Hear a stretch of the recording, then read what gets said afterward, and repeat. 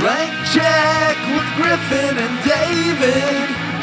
Blank check with Griffin and David. Don't know what to say or to expect. All you need to know is that the name of the show is Blank Check. This will be the final podcast in the story of Skywalker. That's what he says. Felt apropos. Absolutely. And can I say something else? Yeah. Oh, they podcast now. They podcast now? They podcast now. That is just a form of jokey writing in Hollywood that I never have much patience for. The sort of like da-da, da-da, da-da, the repetition. What's funny is I love repetition. Bro, by and repetition large. funny. Repetition, real funny. They fly now? They fly. They have spaceships. Well, they have a jetpack? You're impressed? They have spaceships. Yeah. They've harnessed the power of space flight. All right, going back to the Palpatine Remember when the quote, guy crashes into the cliff, though, and blows up, like, that was fucking really great. big? Yeah. I didn't mind it, but I was like, oh. It was pretty brutal. Before we get to Palpatine, because I got lots to say about Palpatine, can I just say quickly, a thing I do like is the bikes that also worked as They like go like, ejector pow. seats Yeah. that launch them As into the a plane. I want piece- that toy. As I a like piece, as a that. good, as a toy, fun. Fucking I roll. agree. Looks like a I think it killer worked in toy. the movie. They weren't really great at using them. No. They were kind of like, let's launch the guys, and then they just kind of, I mean, those guys were easily dispatched. That's all I'm saying. I would think it was cooler if they didn't have packs. Jet Jesus picks. Christ. I would find it cooler if they didn't have jetpacks and the bikes just launched them and then they just landed wherever they landed. Like it was just a move to try to get closer. As yeah, Ben no, I like, you're pushes right. me It's closer to the mic. fine. Yeah. Okay, can I just say something really important? Yeah. Really important? Yeah. The dead speak. The dead speak. Now, Do you Anne's- guys think that Palpatine has a podcast? Oh, boy. I mean, he basically does. He has a podcast. Yeah, That was the first thing I said No when question. that popped up. I gotta find the crawl. I think We always Palpatine- read the crawl. Palpatine's on the Gas Network, isn't he? Yeah, right. Joke for 4 people. And what was the thing you wanted to say about Palpatine? Was that it? It was that. It was Yeah, just I that, like it. like, I'm just imagining him in a room being like, Ben, we got No shit ready question. to go. On the ones and zeros. Introduce the podcast. Oh, hi, everybody. My name is Griffin, Claude Beresford, Dauphin Newman. I'm David Lawrence Sims. Kind of a weak showing. This is a podcast called Blank Check with Griffin and David. That's what it's called now. But for our first year, we were not a podcast about filmographies, directors with massive success earlier on in their career and are given a series of blank checks to make whatever crazy passion products they want. Sometimes those checks clear and sometimes they bounce. Baby. We're a podcast about the wars. Yep. The Star Wars. Will there ever be Star Peace? Never Probably not. under Kathleen Kennedy's watch. With her agenda, she wants us to be fighting Star Wars until the day we die. That's fair. Very tired. We've already been recording for multiple hours. Yes, we have. And it's time to talk about Star Wars Episode 9, The Rise of Skywalker. It's time to rise. It's time to wake up, baby. Rise and shine. Is that a rooster I hear? Oh, boy. It's a space rooster. Boys, right? Or should I say, cock-a-doodle-doo-coo? No. He's Yeah. back. What if he was the one who's back? I would. I'm prefer it. your great-grandfather? I don't know. I Yeah. guess Christopher Lee's dead. Yeah. Yeah, That's the an issue. head chopped off? But she could be. Yeah, I mean, the actor's also dead, but yes, Count Dooku did right. have his head chopped off. Do you know who is also dead? First build actor in this movie, Carrie Fisher. That's true. Fully died before they started production of this film. No, but not just before they started production of this film. Before they released the last one. Yep. Before they picture locked the last, or before they edited the last one. Mhm. Before they hired the director of this one, the screenwriters Yep. named this one. Yeah. First build. Crazy. Now, that's a built-in contractual thing. Yes. It was set up from the outset that Harrison Ford would be first billed on the first movie, Hamill would be first billed on the second movie, Carrie Fisher would be first billed on the third film. correct. Hamill's third build on Force Awakens, even though he is in it for 4 shots and 0 lines. I think he's second build, isn't he? I think it's Ford, Fisher, Hamill. Am I wrong about that? I think you're wrong about that. Is it Ford, Hamill, Fisher? Pretty sure. And then the second one is Hamill, Fisher, and then the third one is Fisher, Hamill? Because Yep. Hamill is second build on this. Hamill is second build on Force Awakens.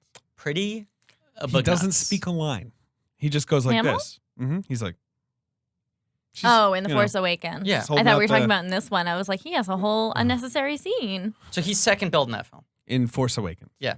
And J.J. I remember Abrams film. as the credits came That's up a good face. and he was second build, you It's a good turned to face. me and you said, totally earned it. I did. Yeah. Yeah. And I can't disagree. Here I'm going to rank the Hamill performances in the sequel trilogy. Yeah. Last Jedi, number 1. With a bullet. Force Awakens, Oh, number obviously. 2. Yeah. I need to chill out for a second. Yeah. I'm going to take some time. Take a break. I need to He think didn't do about- anything else? Yeah.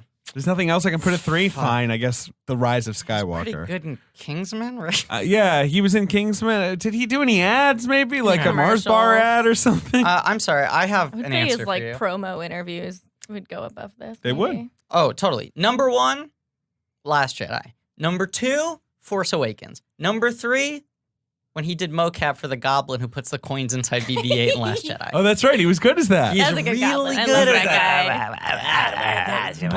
Yeah. Love that goblin. Where was he? I don't know. I don't know. Why did they go back to Canto Bight? No one He had any should have problem with flown that a sequence ship at last the time. end. Yeah, he should have. Right, he should have been. Oh, what if like There a was- Canto Bight, like casino cruiser had been there, blowing up Star Destroyers. Look, we're avoiding talking about this movie because, oh boy, is anything less appetizing than talking about Star Wars. Can I these days. suggest we talk about who we're voting for in the Democratic primaries? 'Cause Oh, that yeah. seems like a more fun Yeah, let's weigh conversation. in. Right. now. Let's Rather put our talk about cards on that. the table. Rather Yeah, talk yeah. about religion. Yeah, Would let's talk rather about Epstein. Let's Release do it. all of my tax documents. Hey, let's all talk about how we lost our virginity. Let's talk about all All of right, it. fine. I'll do it. All right, I'm ready. No. That's Patreon content, baby. We'll do just a virginity episode. I have promised. You've that- taled about, yes, you have to do Gore Verbinski to hear Griffin's virginity It story. has to be Gore because I lost my virginity after walking out of At World's End. You'd have to do Tarantino for me. At This is all I'm Virginity's gonna End. say. This is all I'm gonna say, and I Oh, mean yeah. this as no backhanded compliment. It was a tough decision because I don't like walking out of movies. I very much wanted Ay. to lose my virginity, but I, on principle, do not like walking out on films. And I was really torn. I get it. I was like, do you think this can wait 2 hours? Griffin, you gotta wait until we do Verbinski to give us the I'm tale. not going to tell the story. All right, fine. But I mean, I paid full ticket price and only got the first like 30, 40 minutes of the movie. Yeah, I'm so sorry. Thank you. Just mark that to cut it all out. Sure. Yeah. Thank you for your consideration. It was a very difficult time in my life. Yeah. What's up? Oh, Angela Ferraguto. Angela The great Ferraguto, the great is Angela here. Ferraguto. Hello. And in the studio with us as sometimes Ben Hosley. Yeah, you might notice in some future episodes that Ben's not with us in the studio, but he's mostly around. I'm mostly going to be here. Yeah, exactly. So And don't worry sometimes I about it. won't, but that's okay. Don't we worry had about a it. little bit of a transitional phase. And that's all we have to say on Mike. That's Yeah. all we're gonna say. The tonic plates were moving. Transitional to 2020. Coming Yes. up. Yeah. But producer Rachel, who has done an incredible job and stepped up to the plate and helped us keep the ship afloat. Mhm. But because there are more episodes coming, I don't want people to be Just don't be afraid that Ben is being phased out. Nope. Because that is the furthest thing from the truth. No, I'm not going to disappear. No. Like a certain Ben in this film. That's true. Spoiler alert. We're not going to Not just yet. By the way, suddenly- this episode This episode will so spoil fucking plot much, points so. from episode 9. Okay, so let's get the first massive spoiler out of the way. It's a sequel to Unbreakable. Okay, let's Hold get for applause. Thank you. let's get the second massive spoiler out of the way. In The Last Jedi, it is revealed that Rey's parents are nobody. Now, we forgot to talk about this in our Last Jedi we did episode. notoriously, in our very manic, jittery Last Jedi episode, forget to address the very, what I thought at the time was powerful scene of, her showdown with Ben, My with single Kylo, favorite story decision in that entire film somehow was And not discussed at all. He's like, they were nobody. They were filthy junk traders. She's crying. That whole sequence obviously is fantastic. Yeah. Do you agree? The sort of No, yeah. Her voice Big Red breaks Room. when she finally admits they were nobody. She they were is no one. phenomenal She's in so that good movie. in that scene. She's okay in this one. And then And no, I think as she's as very a good. noted Daisy and Ray stan, I stand her. I there was something like just not Character's horribly written. in this there. one. It was Yeah, just it's so horribly written. hollow, and I don't. But it's that classic J.J. Abrams, like, I'll talk to you later. I gotta go. Like 3 times she does that. Yeah. You know, so Yeah. like, yeah, I can't tell you. I have to leave. And the closest she got was when she talks to Finn, and she was like, "Nobody fucking understands me." And I was like, Finn is really trying. He You is. guys are like You the guys only are two. a bonded. He's the only yes. one that's like really A dyad trying of to sorts. understand her, besides Carrie Fisher, which is like not a real conversation. We'll get into Unfortunately, that. Carrie Fisher can only be like, Ray, what are you talking about? Judge, Like a my video name. game. My name is Judge. It's like a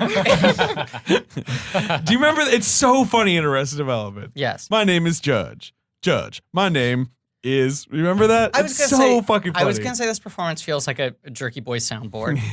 I mean, what could they do? They could. I mean, I want to get this They out. could have, yeah. I Go want to ahead. get this out of the way. Okay.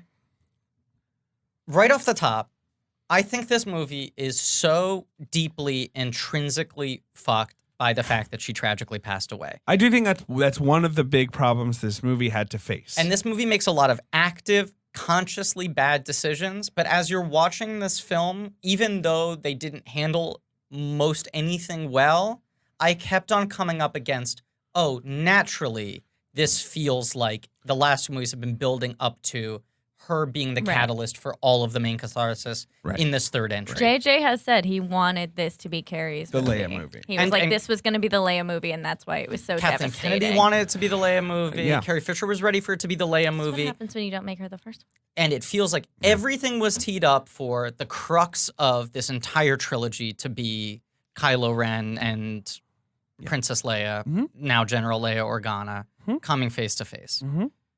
It just feels like narratively that's where the whole thing is driving, Mm. and it is an unbearably sad thing. It's very sad. And you Yeah. watch this movie, and all of the scenes with her in it, I think, are really kind of unsettling. They're just off. Yeah, they're off. I don't find them unsettling. They're off. It feels like a far more technically accomplished version of that. My name is Judge. I was gonna say the fucking Sopranos scene.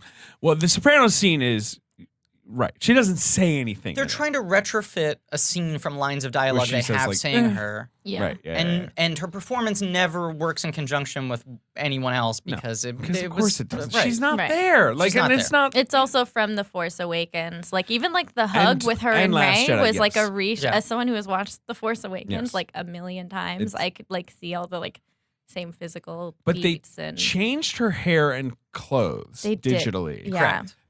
They did all this stuff. Would love to know how they approached it, just from a pure technical side. I'd love to hear about all the weird shit they had to do with whatever little pieces of footage they had. I mean, I went But back last it doesn't night. work. No, I went back last night and I was watching because I wanted to confirm the suspicion. A lot of the pieces that they use in this movie are on the deleted scenes for Force They are, Awakens. That's what, yeah. that's what Angel's It- saying. Yeah, right. And you can see the same dialogue Right. excerpts, Right. and it's the same positions, and it's the same movements, and it's just sort of redressed. Yes. But it does feel like, it feels like a very successful prank phone call where it's like, oh my God, they almost made it sound like that was in direct response to the last thing that was said. never underestimate a droid. It's a bummer. Never underestimate a droid. When she says that, I like, half what? wanted Poe to be like, "The fuck are you talking about? Yeah. I'm trying to have a conversation with you." Well, Ray. BB-8 It's just Ray, it's rolled Ray. up I just know. then. I know. It's like the Arnold Total Recall mask like malfunctioning. Right. And you're just like, 2 why, weeks. Why are you stuck in that dialogue Let's loop? read the opening crawl. yeah. The dead speak! The dead speak. I mean, I laughed pretty hard when that came up. That Me was too. wild. An exclamation point. The galaxy has heard a mysterious broadcast, a threat of revenge in the sinister voice of the late Emperor Palpatine. I'm yelling the capital letters. So I immediately turn to you and go, so all of that happened off screen? The crawl wasn't even done, and you were turning to Because me. dead speak they had me, and But I was here's like, something you didn't know, What? Griffin. If you had just played Fortnite, the new Star Wars event on Fortnite, you would have heard Emperor Palpatine's broadcast because it's in it. I'm not kidding. This is not a joke. Griffin's looking at me with dead eyes. The end Oh, of he looks so at the sad. end of the Fortnite game with Star Wars. I don't fucking know how Fortnite I works. feel like Connor Radler. It's like not even it's like spoken from the heavens too. It it's is. like not like a cut to Palpatine. No, but it is Ian McDermott. It's So they Ian clearly McDermott. recorded McDermott like Right. doing a broadcast, Couldn't and they were like, work "We it can't." into Right. a So they movie. were like, I don't know, Fortnite. Like, maybe we could debut it on Fortnite. it just feels like from the get-go, such a poor narrative decision. To debut in a fortnight? No, I think that's a great narrative Right, decision. right. To not show the characters dramatically discovering this. The dead speak. That's one thing. The dead speak. No, I totally agree with you. It's very strange. But the fact that the movie starts and everyone's like, yeah, we all know Palpatine's back, right? Well, they're all like, bad news, guys. That Palpatine broadcast, it's definitely him. It's like the fucking Room, some of these scenes. There has been no air of Palpatine, no whisper of Palpatine in the 2 previous films. You No. hear his voice once in that Rey dream. You hear Yeah, all the old. You hear a lot of voices who You aren't hear a lot of actively voices involved. in And there. which Ray dream? In the Force Awakens sequence, you hear his voice for a second. You know when she she touches has the the Yeah, she touches the lightsaber. and, lightsaber. And you know, you everyone, hear Ray, you hear Ray, Ewan Ray, McGregor and Ray. General. All right, back to the crawl. Yep. General Leia Organa. You got it. General Leia Organa dispatches secret agents to gather intelligence, while Rey, the last hope of the Jedi, trains for battle against the diabolical First Order. Meanwhile, Supreme Leader Kylo Ren rages in search of the Phantom Emperor, determined to destroy any threat to his power. 4 dots. And As I- usual. Read that and I go, that feels like what should be Act 1 of this movie rather than the stuff that we're all supposed to take for granted as we just hit the ground running. That's all fair. It's also 3 paragraphs that don't make any sense No. together. No. So you've got, all right, Palpatine's back and he sent out a podcast. Right. And you're like, okay, why would he do that? But Sign okay. up for Brooklyn. Yeah. Right. 2, they're like, Do it. Organa is sending out agents to gather He's intelligence. very convincing. Because the only footage we have is Leia briefing people in a war room, so it all has to have that kind of energy. While Rey trains for battle. Trains for battle? Like, because the movie starts with them all being like, why is it you're here?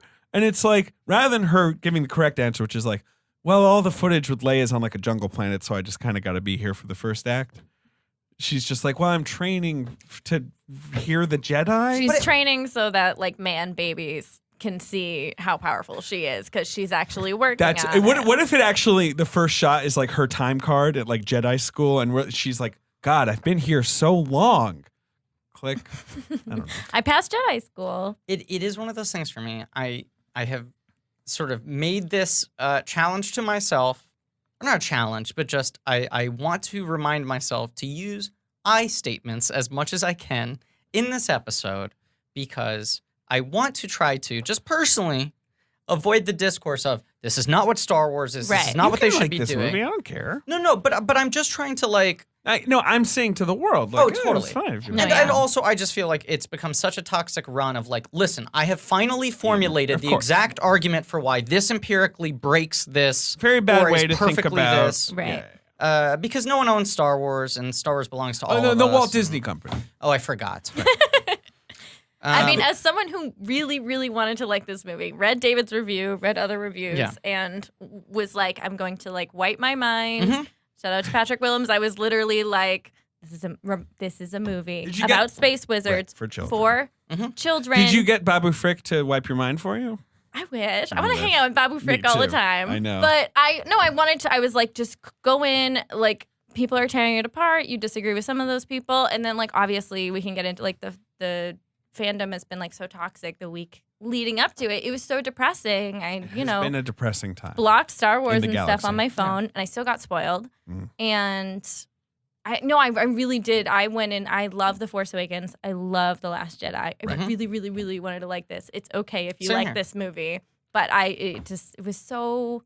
I was whelmed. Was my Quite whelmed. reaction. I wasn't Mhm. overwhelmed. I wasn't underwhelmed. I was just like that. Well, okay. Yeah, it kind of happens at you. What was the last thing I said to you as the lights went down in our theater?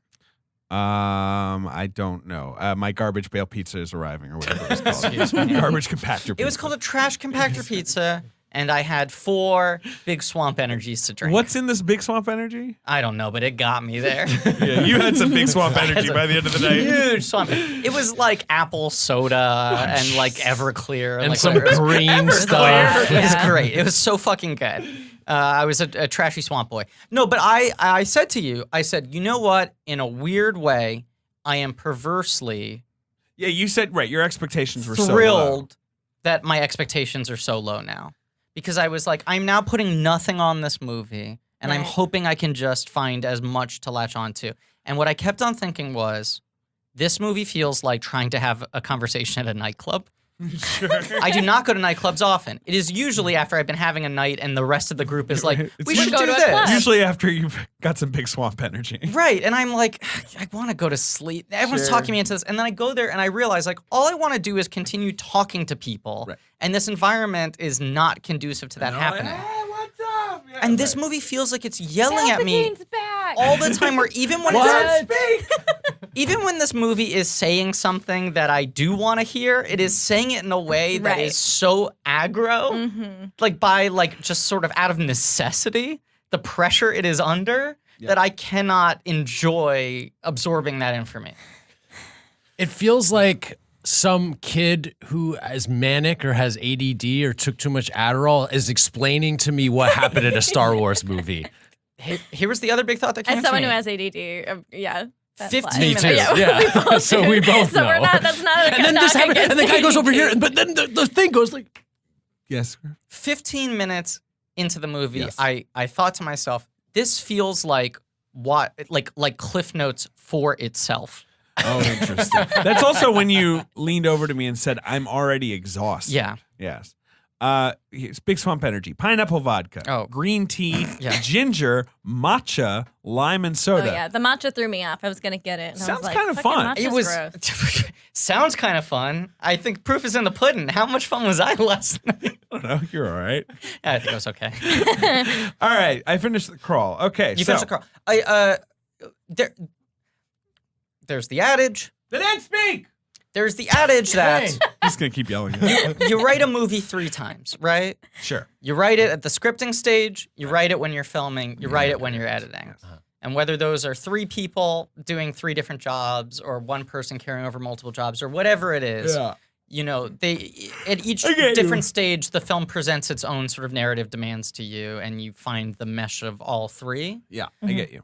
JJ is notoriously someone who I think often figures things out in retrospect. Mhm. Even his best films, I think he's been pretty open about the fact that there were a lot of reshoots, that he's a guy who watches an edit and goes like, oh, I thought this was going to be this and this and this and that. And I go through multiple drafts. Here's the other he's a thing. bit of a postman. He's a bit of a postman, I don't but know he's what that also means. I don't know. likes to Oh, he Professor doesn't Man. post, right? Yeah, Yeah. Here's the other thing about Yeah. him, though. He already made a Star Wars movie Yeah. under a restrictive time limit after Yeah. throwing out a script Yeah.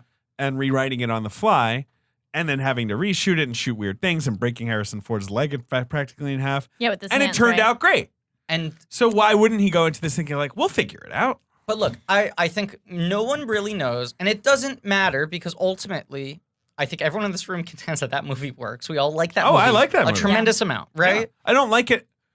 I think it has more problems that, you can poke Yeah. at it better than. But I- It but doesn't- I don't like think it. I have a great Yeah, I time don't with it. hold I've up seen it as so much many as times. TLJ. It doesn't, but it's still. I've watched it so many times. Yeah. and I I think really it enjoy fucking watching. rolls. it. These characters I love are watching it. delightful. Do you know who's in it?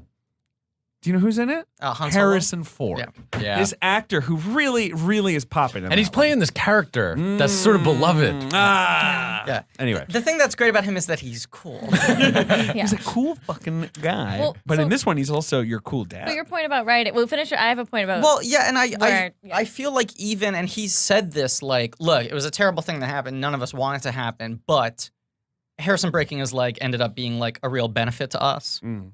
And that we had time to like shut down, look at the footage we Right. had, reassess it, see what shape the movie was taking.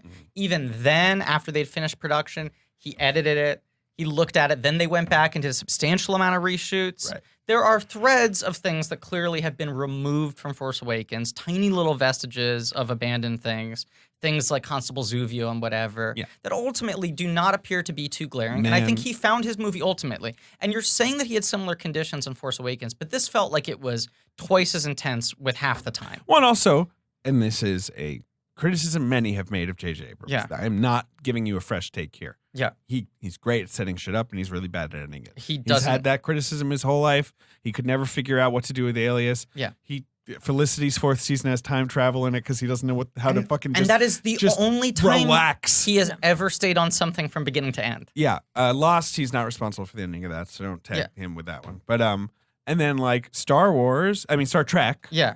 When I'm watching this, I'm like, I forgot how much JJ it works when you're vibing with his energy and doesn't if you're not. Because Star Trek is a movie I adore. I've seen it so many times, but a lot of Trek fans hate it because it's very manic, very fast, very like fast talky, jokey. And a lot of Trek fans are like, "That's not what what Star Trek is. It's too insane." Yeah. I love it. Yeah, but you kind of do have to be on its level. And then with Into Darkness, obviously, like the tone is off, and he just doesn't have a grasp on it. But there's also something so tied to the mystery box thing, and I don't want to attack him with the same thing that everyone uses, but it is such a telling thing that he like volunteered that monologue to the people. That he's like, "Here's my TED talk." That's but he's sick of talking about totally. The damn mystery That's why I'm box. saying I don't want to peg it on Forget the too mystery much. box. But also, this is him trying to end everything. No, that's what I'm saying. I do think the thing that excites him the most, and the thing that he is best at, is selling a sense of potential. Myth making, baby. But the potential of, oh my God, where could this go?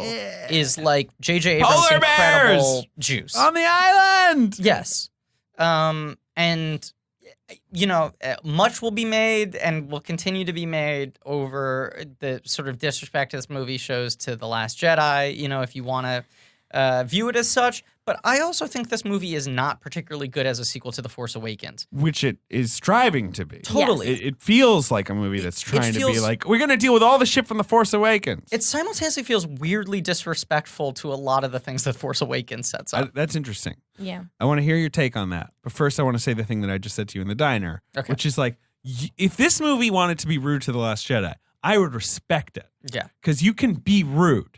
As a filmmaker, you can be like, fuck that movie. Yeah. I don't like it. But you got to do that well. You can't do it badly. Right. You can't have someone be like, what about the Holdo thing? And another be like, that's crazy. You can never do that. Like, and I'm just like, what's this dialogue? Like, why are we talking like this? Yeah. I mean, there's obviously a lot of talk about everyone's now pitting these two guys against each other. Which is unfair. Especially, right. But I don't know if it was, I think the instinct is to be like, he's trying to erase The Last Jedi, and I honestly felt like he was trying to copy a few things from The Last Jedi that didn't work as well. And like the first one to me is when Kylo and Rey are trying to get that ship I'm not sure why Kylo's trying to get the ship besides just being in a fight with Rey, but like the effective version of that is when the Star Destroyer is about to split and there's a lightsaber between them, and it represents like everything that they represent, and it splits, and it's this huge fucking explosion. Johnson and is then so good at that stuff. The symbolics. He's trying to do. They're doing the same pose. He's trying to recreate the same moment, and it's not nearly as powerful. And then they're like, "Oh, Rey just fucking killed Chewie," and then you're like,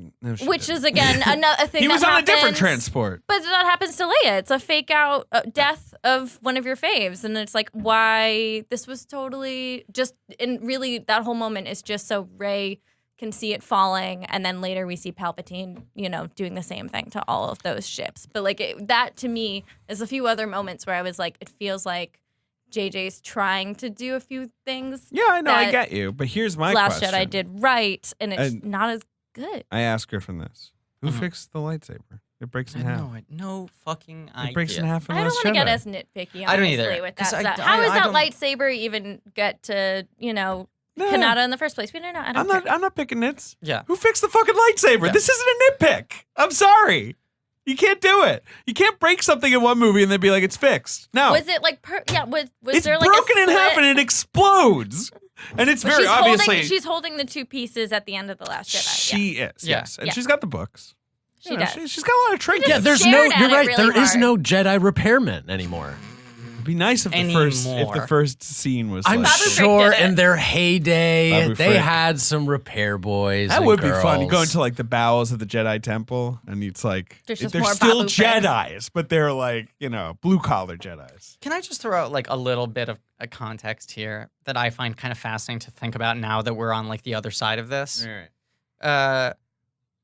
When Kathy Kennedy takes over Star Wars, it seemed very clear that the idea was, because of the timetable we're on, because of this alternating schedule with like the episodes and like the spin-off movies or whatever, no one is going to be the dominant ethereal voice of these films. Which My idea is they had always had George Lucas. He Right. was always in charge. right, bring in new filmmakers. It was always seeming to be like, and when JJ came on to do Force Awakens, there was no notion of him doing 2 or 3. So the fact that it was feasibly impossible, you know? No. Feasibly impossible. Well, right. Because, I mean, one Possibly argument... unfeasible. Whatever. I don't know. I can't speak anymore. I'm so tired. Relax. One argument you could make, and I've pointed this out to people, is like probably the thing to do is have them every 3 years rather than every 2. Space them out. Have one director do them. Yeah.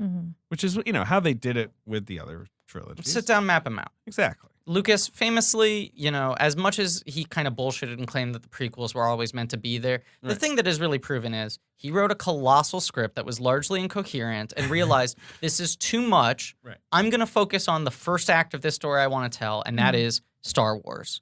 And so he essentially had like the scrappy, sort of smushed together versions of Empire and Jedi in his back pocket. Bones. He had them bones. They were smushed, but he had them bones.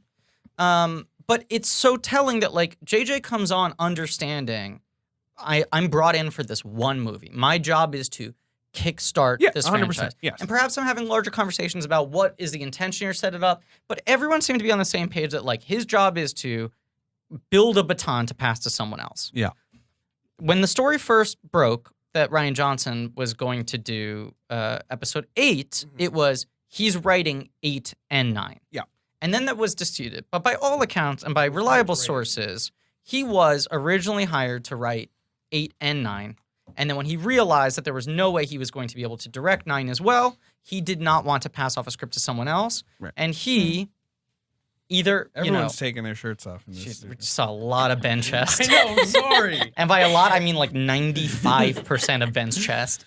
But by all accounts, he then switched to, okay, you know what? If I'm only ever going to make one Star Wars movie, I don't want to leave it with a lot of lingering potential. I want to say everything I want to say in this one film. Right. The other thing that I have reliably heard is that when he was working on 8, he really he'd been told he knew what was happening in 7. He knew the characters, but they were like, do whatever you want. Totally. There was just no restriction placed on him whatsoever. There was this real sense of It's not like Marvel where they were like, make sure everything ends up here. You know, like they were just like, I don't know. What do you want to do? Do we know if like where the like was he told about Palpatine and then like rejected it, do we think? Or do we think they're like he could have done anything and he was like, I'm gonna go with nothing at all? I have That's many more interesting reasons me. to believe that Palpatine was never part of their plan. They have Never? claimed they talked about it back in the Force Awakens. And stuff. I'm sure they Canada talked did about I mean, it's been a literally theory since The Force everything. Of course, Awakens. I mean, Right. Palpatine, he's out there. Right. That's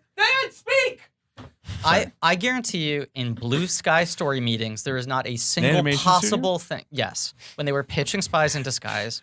No, I think when JJ comes on and they're already working against the clock, I guarantee you every single thing in the universe was pitched Maybe and Palpy's discussed out at there. some point. Palping it up. I don't think in any way that was the intention of what they were setting up in Force Awakens. I think if Snoke had not died in Last Jedi, Snoke would be the ultimate bad guy of this film. Well, Snoke was made in a lab. Well, now There's at least, all right, so He's here. a little tube-tube. All right, I want to say a lot of stuff right now, so I'm going to go right It's like, ahead. how do we even, like- I'm going to go right ahead and do it. He's going right ahead. So, indeed, very early, this film begins after we learned that the dead speak.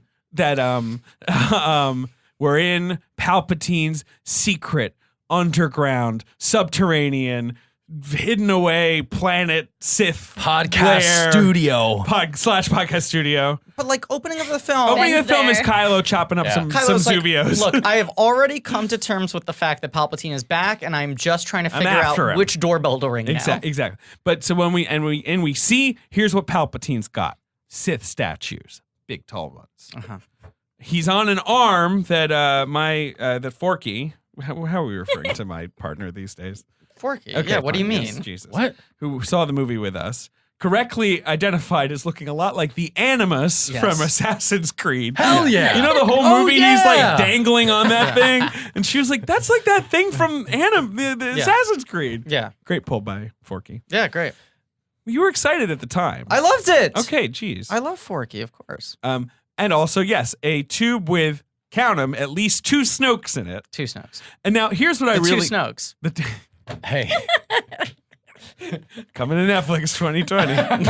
Two Snokes. The two Snokes. Coming to Disney Plus. And David, and he's obviously. saying in Kylo's head, like, I've been the voice. Every voice you've heard in your head was me. I created Snoke. How is your grandpa? Which it sounds almost exactly like, as I said to you, the Blofeld speech at the end of Author Spectre, of all your pain. Yes. where he's like, actually, those bad guys you fought in previous movies were Worked for false me. flags. And I'm like, I've seen Skyfall. There's no way that guy was working for Blofeld. Yeah. It doesn't make any sense. It doesn't matter. I'm like, I'm sorry, that's your third line of dialogue is telling me suddenly that all those other villains were like actors? So here's what Were here's, crisis actors? here's my thing. If he created Snoke, okay? Yeah. Which, all right. And he's got multiple Snoke clones. Yeah. All right. Then why isn't the whole place filled with Snokes walking around and doing menial tasks? That's all I want. You know, because there are like robed figures who are like, what? Make them all Snokes. And then he has a yes. whole fleet, like 10,000 Star Destroyers. Yeah. That have been built by who? I don't know. Show me some Snoke engineers. Who's piloting the ships? Show me Snokes. No, they showed some like little kind of like Yeah, but why monkey-like aren't looking they creatures. Snokes? You're right. They should all be Snokes. I do love the chimpanzee welder. He was cool. I think he's a really great actor. But you do make a good point, which is why isn't this film Despicable Me 4, except with the Emperor as Gru If you're- and a bunch of Snokes as the minions? If you're gonna go in on, why I don't we have created Snoke saying banana? banana? He's very, Banana. you know, like if you're gonna go in and I created Snoke, Yeah. then go in on it. If you're gonna go in on goofy Emperor shit, go in on it. But doesn't that also feel weirdly disrespectful to Snoke, the character that J.J. Abrams himself created? It does, And it feels like he's doing that just to spite the fact that Last Jedi was like, well, Snoke's not that important, to be like, no, actually, I'm the one who decided that Snoke's not that important, not you. And I decided he was unimportant before you did. So actually, he was actually double less important than you ever thought. Well, because he I could have. What understand I that didn't get reading. was he could have easily been a puppet that he was controlling, like metaphorically, and he's like, no, Correct. I literally made him. it's a little much. But of course, Snoke, as this is the problem, and I sympathize with this problem from Abrams' perspective. Johnson was kind of like, I don't really want to deal with all these dangling threads. No one's telling me to deal with them. Yeah. So I'm not going to get into You don't want Snoke. to worry about a big I'm not bad. going to get into Finn's backstory. I'm not going to get into like I want to tell a story about the future. The Last Jedi, right? It's very much about like let the Right. past die. We're going to grow beyond that old stuff. Oh, I think Past ain't dead. so much. Past ain't done with us. I think so much of the value of Star Wars, and this is what I don't understand about how sort of the discourse around these movies has changed. So much of the value of Star Wars was that everything felt so fully realized that you felt like I can look down any corridor. I could pull out any character, yeah. and there's an entire history there that you can tell has been conceived I mean, of in that's some part way. of the Lucas thing. Right. That weird attention to detail that sometimes gets ridiculous, but Right. still. But that there was the mystery, that everything wasn't explained to us, that you felt like, I don't know who the fuck Boba Fett is, but there's something going on there. And there was like a coolness in the confidence of, he's not a dangling plot thread. Like Boba Fett isn't a mystery that these movies need to solve. Right. And so for He's his me, own thing. when people were like, what's this like fucking Snoke thing? What's the mystery of Snoke? Why does Last Jedi just throw Snoke at? I'm like, Snoke is what he appears to be. Right. Snoke is, these movies are about how cyclical culture is, how these things keep on repeating themselves. And the argument that these movies make is like, there's always going to be some weird sickly guy at a throne who's like commanding people. I have things to say about this. Yeah. I have one more Snoke thing I want to say. But I want to say something really important. Go ahead. I got you something really special for Christmas. You did? I did. Jingle bells. What'd you get me? Well, on today, the first day of Christmas, Sure. I, your true love, no offense to Forky, am giving to you a partridge in a figs outfit. A partridge in a figs. A partridge in a figs. So figs, they're friends of the show. Of course, great friends. And One of our closest friends. it's a company that's for medical professionals and non-medical professionals in your And life. that's really important. That creates like stylish, good looking, Mhm. good fitting, affordable medical clothing, you know. That even a partridge can wear. This is the thing I really want to underline. Sure, yes, that could fit on a partridge. It could fit on a partridge. For years, like nurses and doctors and dentists and medical professionals like that have been forced to wear scratchy, ill-fitting scrubs that don't got no style. And partridges have been forced to wander around buck naked. There are no clothes that fit a partridge and give them the sort of space to be able to fly. Let their freak flag fly.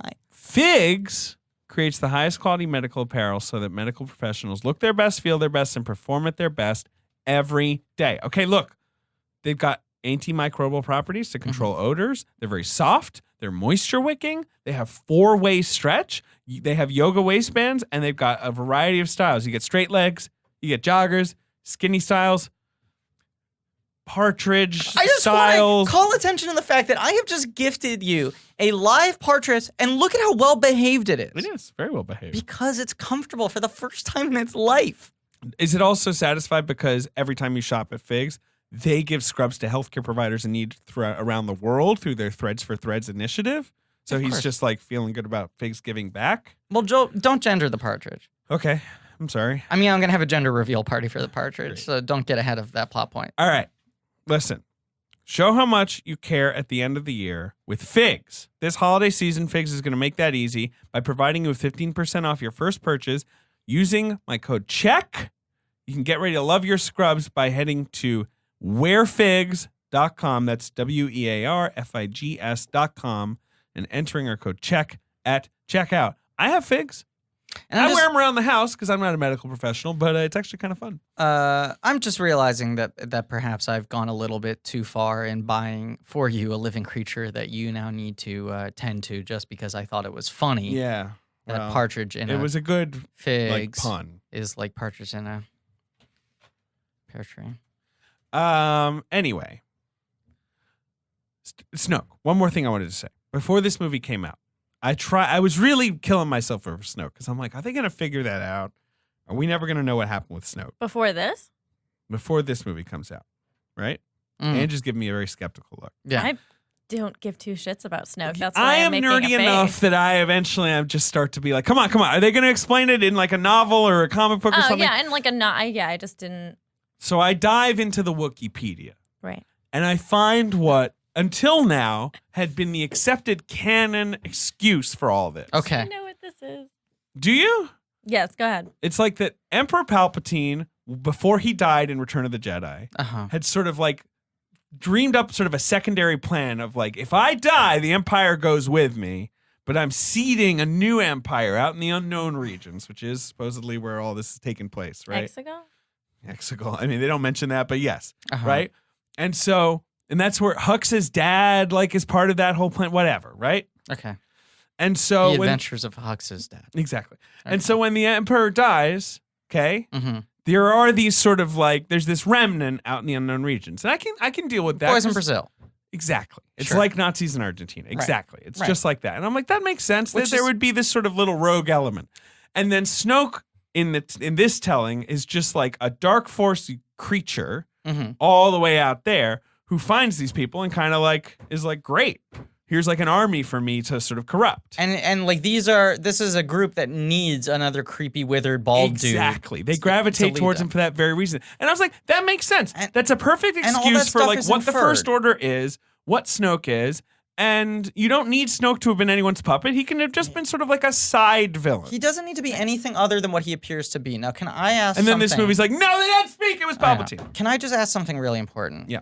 Should I have done figgy pudding instead? Because I'm now trying to remember why I thought Oh, it was right there. partridge in a fig tree was Pear funny. That's why. Yeah, I'm it's like, pear because tree. that's what was the, why did I end up on that? That's gonna be one of those things where listeners the whole time are gonna be like, "It's fucking." I also Because I Griffin, knew- I'll say this. I knew you were going to say a partridge in a fig tree. I did too. I And decided I was like, on I don't this. know why, but I know that's what he's going to do. I decided on this like 10 Because days you're ago. Palpatine and he's Snoke. Now and I you're can't puppeting remember him and he why I controls every thought. thought. That's right. It's such a long The dead walk. It doesn't really make sense. Figgy pudding is the thing. Are we done on Snoke? Yeah, that's all I have to say about Snoke. He's in a little tubey tube. He's in a tubey tube, and the important thing in the Rise of Skywalker is not Snoke; it's that the Emperor has been behind it all. But wait, hold on. Isn't the Sith though? Like, isn't it some ancient thing? Like, isn't that? It's like wouldn't an that ancient be order their of- ancient like? Well, but the idea is the Sith was Palpatine. There's only ever 2 Sith, Yeah. so he was chilling over there in Coruscant. Whole planet's a city. Right. And he dies. It's supposed to be the end of the Sith. Right. Vader was the other one. He dies too. Dunzo. But I was. Question. All right. Oh, Go ahead, Ange, Ange. what are you gonna say? Well, all right. So we're in Palpatine's lair. Yeah. Yes, we're in his Which, lair. like, another point I want to make, like, no visually. I feel like none of these, like, really don't like the settings look really of it. stick with me at all. The only thing that they've got going is the sort of flashing lights. Yeah. But that are like, gonna give people seizures. when you think about even Force Awakens and especially Last Jedi, right? Right. Like a lot of The design forum is attention so to these layers rad. being Yeah. really cool. I mean, Return of the Jedi, obviously. Yeah. I think the Emperor's Tower is very cool in Return of the Jedi. yeah, Yeah, this is just kind of No. like this lame amorphous sort of endless hall. endless hall void thing. Yeah. It It does have an animus. It doesn't- There's So, kind of alright. like stadium seating for all the hooded people. Right. Yeah. So the kickoff premise. But so this is the Who do you think warms up? Well, we've already established. Pardo. I mean, that guy, any room. He could eat. Palpatine's on the Gas Network, so Gillis. it's probably like Big J, maybe. Yeah, right. Oh, boy. It's crazy. I mean, you can't. I've worked Sith rooms before. I know what I'm doing. You can't be an evil emperor anymore. They're silencing evil emperors. I mean, Palpatine is a guy who likes to push boundaries. Sometimes he misses. He misses. Right, such as when he pushed Kylo Ren down a hole. Didn't seem to work. I appreciate that he's like, you go down a hole just like I went down a hole. And I'm like, dude, you survived that. Try something else. I'll rip him in half or something. no. I guess that doesn't work either. Well, my question is, so all right, so this movie kicks off like, video guy, you got a little triangle, Little fetch finds quest. him, finds it Yeah. real quick. He sends Kylo off to kill Rey, who at this point, Palpatine knows that Rey is his granddaughter. Spoiler alert, Emperor Palpatine is the grandfather of Rey. No, I'm just saying we're now. saying it again. No, I'm just like, yeah, let's get that on. And yes, he Right. is like, but he's not telling Kylo that. He's just Yeah. saying, No, go he's- kill the scavenger girl. But Kylo knows because Kylo reveals it to her. Yes. How does he know? I don't. Okay, yeah, all no, right, because fine. he says he was like, remember when I said you were nobody? I actually meant, or your parents were think there might nobodies. be- I wasn't lying. I There's- was going to tell you after that Palpatine's your I wasn't grandpa, but lying. I got cut off. I withheld some additional information, but I wasn't lying. He's not saying that he knew back in the last movie. There is a scene where Palpatine's like, there's more to the girl than you think. And Ben's like, Kylo's like, what? And then we cut. That's when he's telling her.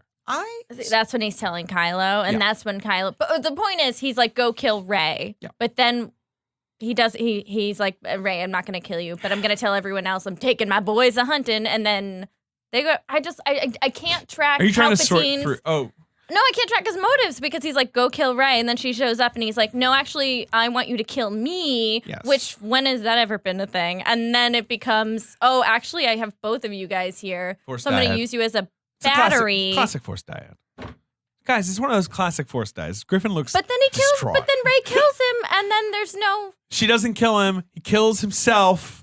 She reflects With his his lightning own- back at him. I believe that is the symbolism there. Did we talk about Palpatine's death now? Because like, Yeah, he died. she No, okay boomered him. She did. He was like, "Be a Sith," and she was like, "Okay, boomer," and then roasted his face off She with did his roast his own face lightning off. She did. powers. And Oh, for the record, oh. I did give you some comedy points for that last night. Thank you. Yeah, and we should also point out the candy dish that Palpatine had just Yeah. next to his. It was the Ben big was spiky apparently chair. doing a bunch of Werther's jokes. I was 2 seats Oh, away. it so was I didn't- great. It was so You fun. never visit your grandpa anymore, Rey. No, it is. I mean, Palpatine's plan is one of those classic Palpatine plans, to be fair, where he's like, whatever happens, and this is kind of his superpower. When you walk into the room and like, I've got you, he's like, I have foreseen this.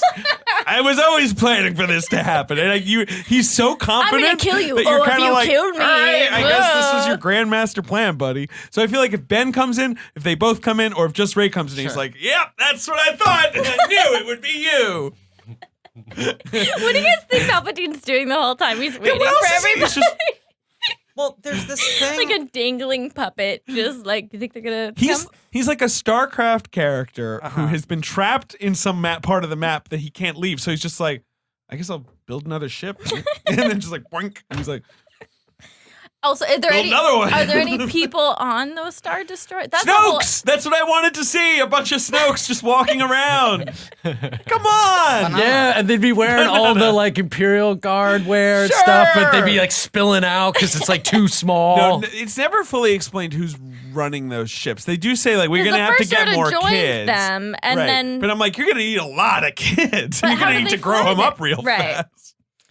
So can This I, is the what? problem. Look, I hate being nitpicky. I Same. hate poking I logic holes also in these hate things. that. But this movie is giving you so much information. You do kind of start to just think on it. Can I tell you what's going through my head right now? Yeah, go ahead. It looks like you're having a crisis of You confidence. commented on the fact that I suddenly look very sad and I'm staring off into the distance, right? And I truly am having this like minor existential crisis right now. Okay. Wait, you are Griffin Yes. Newman. Griffin Newman? Huh? Yes. Over What? Star Wars? I'm sorry, what? Uh huh. Okay, well, This everybody has never strap in. happened in This is any of our brand other new episodes stuff. about Star Wars specifically, where Griffin said he couldn't sleep for days.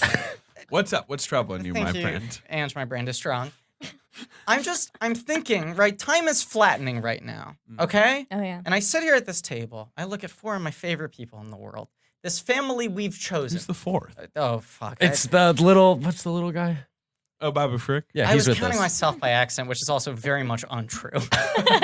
I'm looking at three people I love, and also I'm in this room. We love you, Griff. Okay? Yep. This is the family I've chosen. Okay. This thing that we've made that I'm very proud of, okay? Mm-hmm. This thing that came out of our friendship, Ben and I having a separate relationship, us meeting you through Ben, like all this thing, right? Yeah. That all stems out of, initially, this genuine love we had for sitting down and talking about all this 100%. weird 100%. fucking But Star digging Wars into the prequel minutia. lore and just having fun, like riffing on it and being silly, And, like, I talking could about do this all day. Gorgmongers. Ben, I could do we this all guarantee you, day. we could do this for 6 years. We're like Captain America fighting Right. George Lucas. I could do this all day. And I'm just sitting here as we're having this conversation, and I just had this thought of, I find no joy in this anymore. Oh, boy. And it's not, to some degree, A beautiful, touching moment, and the fans are like, "Wow, it's really nice." no, Just but truly, it is this thing where I don't know if it is that the particular ways in which this movie is frustrating, Or if it's just been sort of Star Wars overload. Overload. or if it is sort of the way that the discourse around Star Wars is built. Sure. And the way that not society, but I feel like the discourse around film in general has become so much more I want to come up with the definitive explainer on why this thing is bad. Yeah, which is uninteresting. Debate me, coward. I can prove the point. This is why, inarguably, this thing is not Which is not good. interesting. It's fine for people to feel differently about different things. And we have somewhat made our I disagree. backs And this I will meet you show- at dawn. off of doing Field of Glory. that. Sure. I You guess so. I think as time has gone on and the show's evolved, we tried to find it's become something else. What I try to be, and what I agree, I'm sure you agree with me, the Sure. opposite of is the CinemaSins type thing where it's Yes. like, see, Yes. don't you see? Here are the problems, and here is why it's bad. With every Even passing red day, I try letter to move media, further right? and Those further sorts away of from things. that. Right. Right. Which Whereas, the red like- letter thing felt so radical when it came out, where it's like, But now here's it's someone just like sitting down and constantly- explaining everything. But now it's just like the most exhausting thing you could think And that of. and CinemaSins and all of this shit Right. and like all of the copycats have just become the like, you know, like someone like fucking tweeted at Ryan Johnson last night. I made the mistake of for 4 seconds logging on Twitter after I'd seen the movie. And someone had like fucking screen capped this like essay. He replied to it. Did you see your reply? Right, where it was Yeah. just like, Ryan, I have finally come up with the definitive argument for why your film is disrespectful to Luke Skywalker. And he was just like, I disagree. I disagree. And also, Yeah, what am I supposed to say? There's no, you're not going to pass a law here. Dentact? Maybe add some new appendixes?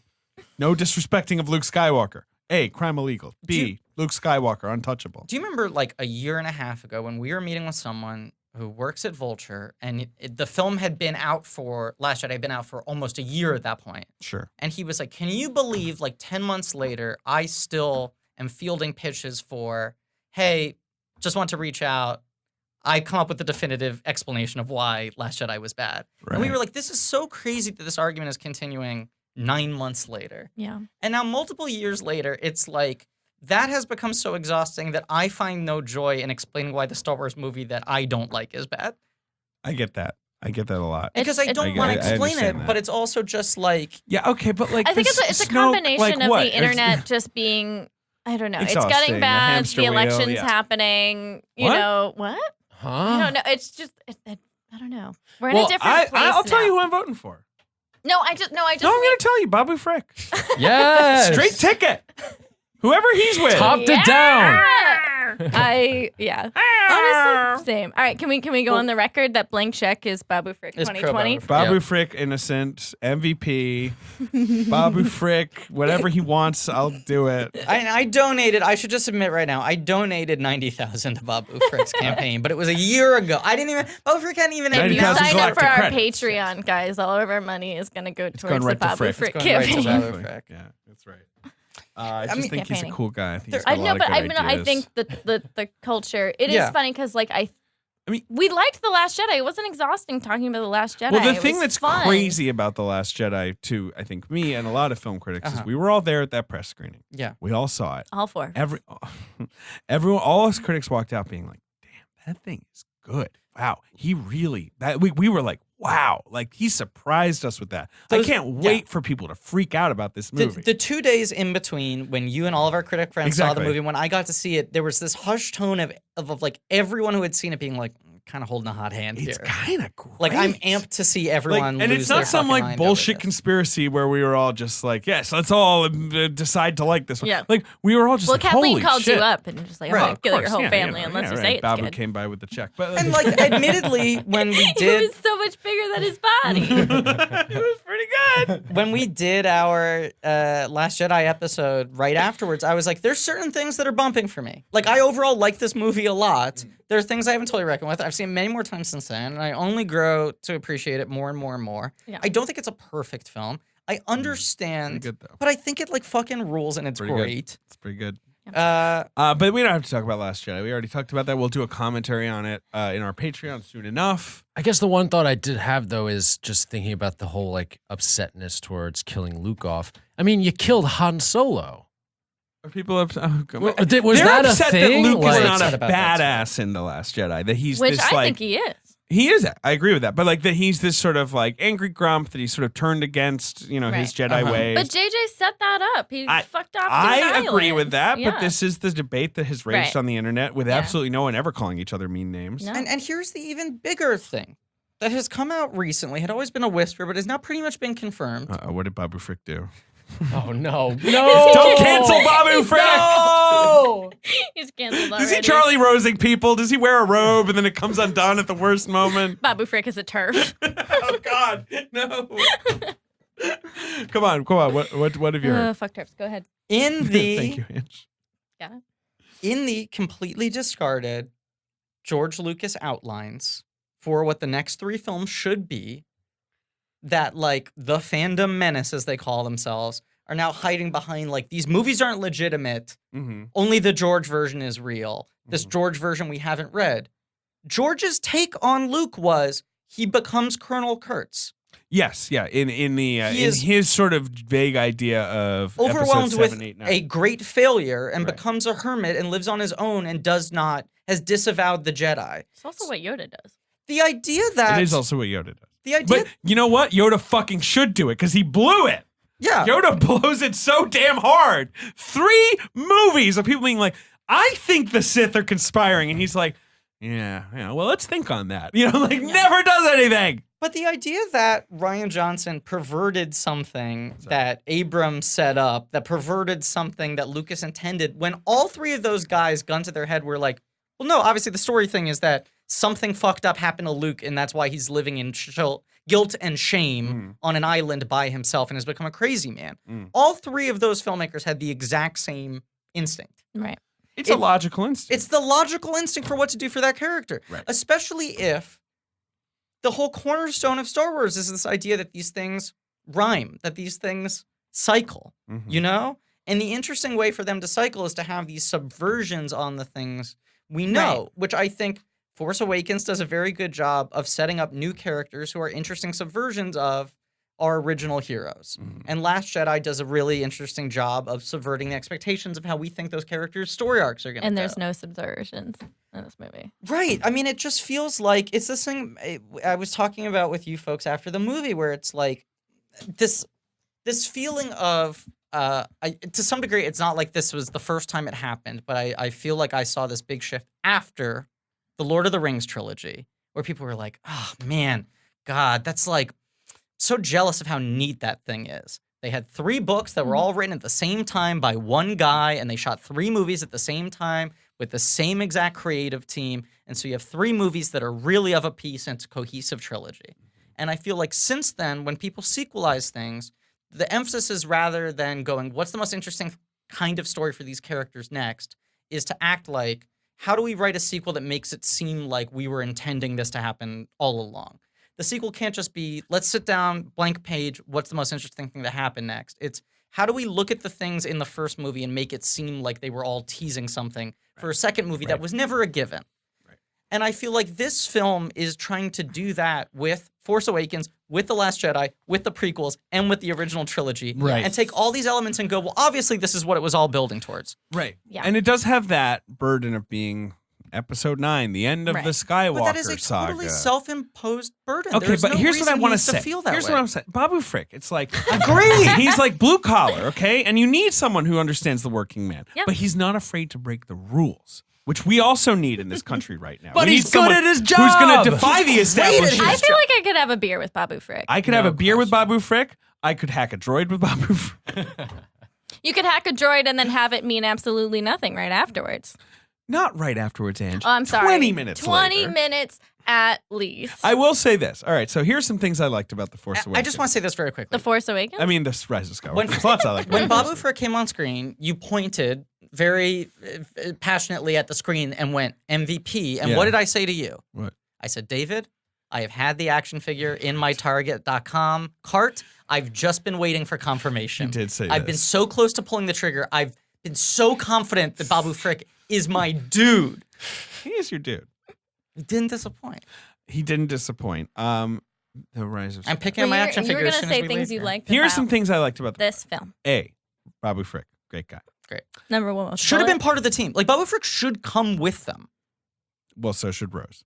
Yes. But that's another conversation. Well, no, she had to stay on the island. And she had to look at Star for Destroyer, of course. Wait, hold on, yeah, where do you go? Okay, she ran off. You don't remember that scene where Finn goes, Rose, you're sure you don't want to come? Because I'm making it very clear that I'm inviting you, and if you're not coming on our fun movie together, that is your choice. Because we're being I wanted very to say generous. things I liked about All the right. movie. I, Finn, am being so generous. One, telling you Babu dissent. Frick. Babu we, Frick. want, we want you to be in the movie. I wanna- Babu Frick. I want Babu Frick, yeah. Double shout out. Double shout out.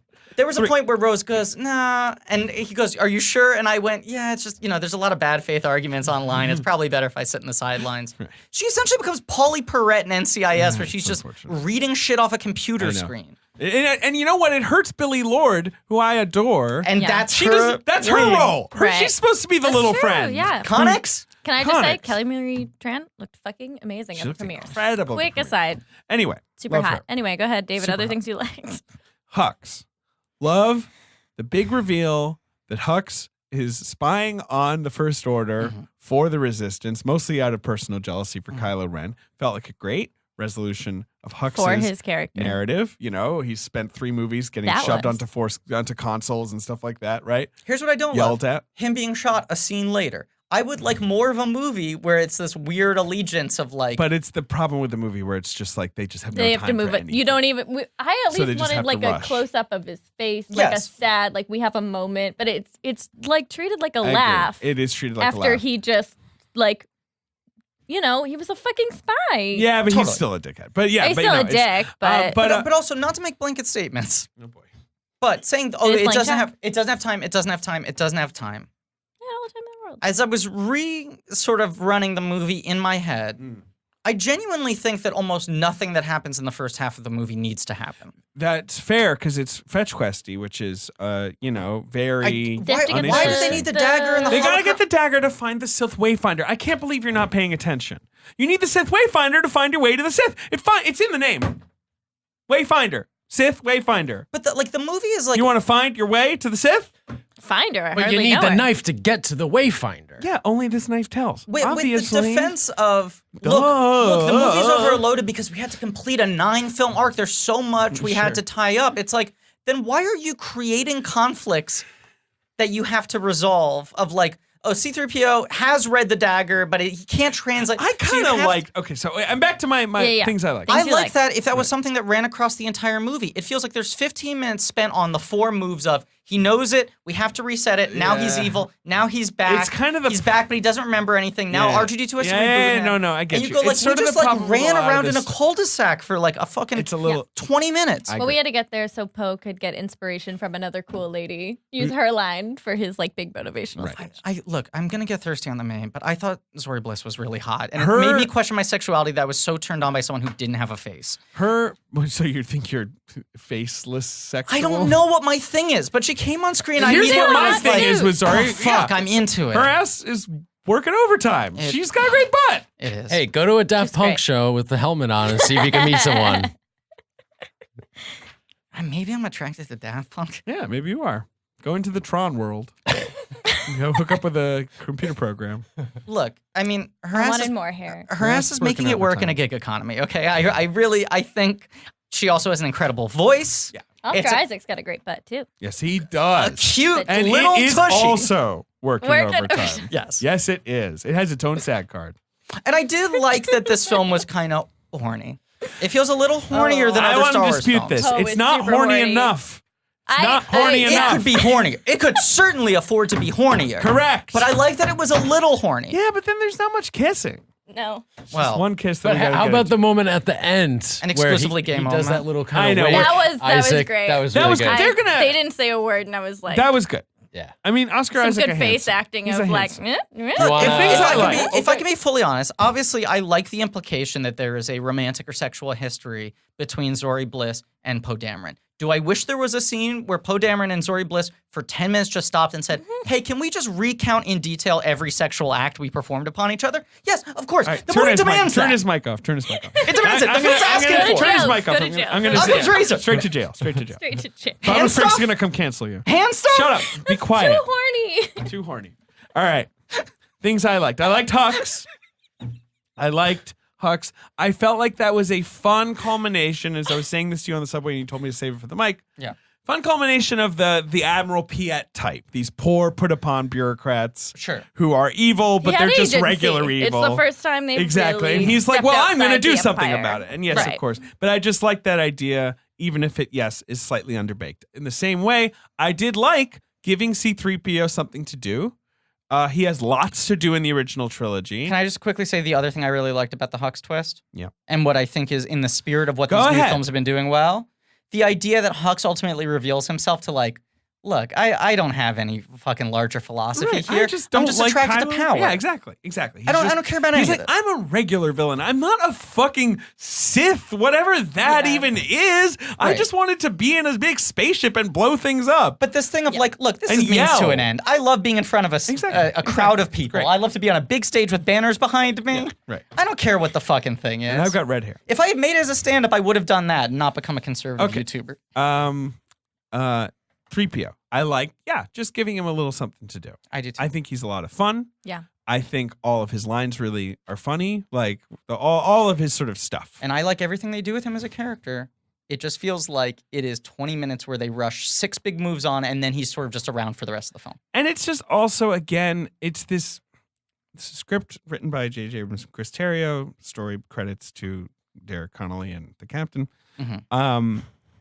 Which Like- we did, let's be fair, we saluted him when his I name did came. salute him. And what did we say? Aye, aye. Aye, Captain We said C. aye, aye. Aye, Captain C. I will say this. I'd read his script. I would too. I'd take a gander. Can I say? I'm just interested. Can I say the hottest take that I've been sitting on? Maybe he'd have done a better job. I kind of think so.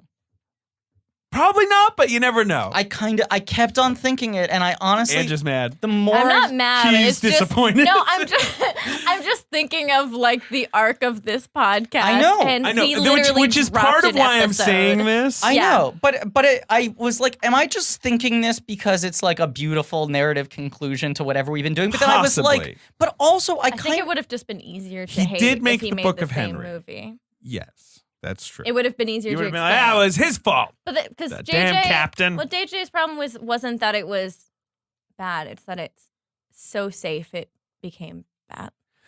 I don't know. It's sure. This is very eloquent phrasing by me. I think JJ was much too safe.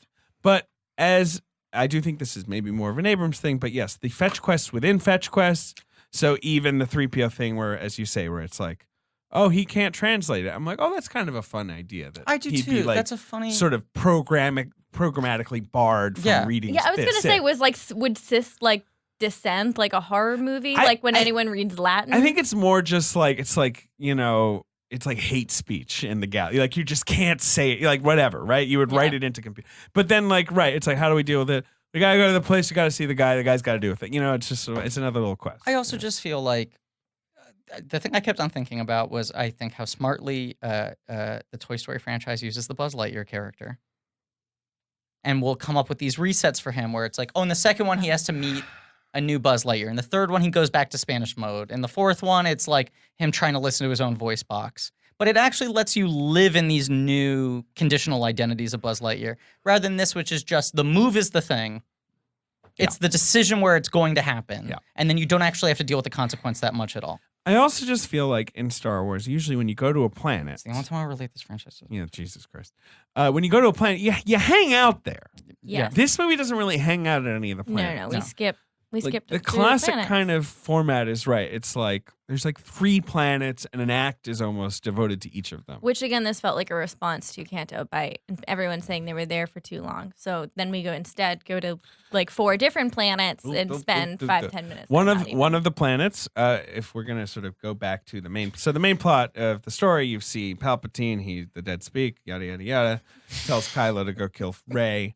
Cut to Rey. Yeah. There's the light speed. There's a very busy action sequence where the Falcons they get spy information. They get spy, right? Which is like when you said you were exhausted. Yes. After that. Yep. But then they go to what my coworker Spencer Cornhaver described as Piglet Coachella. An alien planet where they're having a festival for the first time. In 42 years. Guys, what's 42 years ago? The original Star Wars. That's right, 1977. No, but I mean, what did you think of Piglet Coachella? I liked it. I mean, here was the thing I was getting into in the beginning of this movie. Because that's kind of fun. You're like, oh, look, this is a new thing. It was fun until she was like, what's your name? Right, and then the rude piglet is like, what's your last name? I asked you a fucking question, you complete stranger. I don't have a last name, but I will in 30 minutes. Yeah, I will. And give me And then at the end of the movie, we'll get into that. In the rhyming ring theory view of Star Wars. It's like poetry, it rhymes. Right. The way that Force Awakens feels so much like an analog of, A New Hope, or as I like to call it, Star Wars. Yeah. And Last Jedi has a similar approach to break everything, question everything, test the heroes, subvert expectations, yada, yada, yada.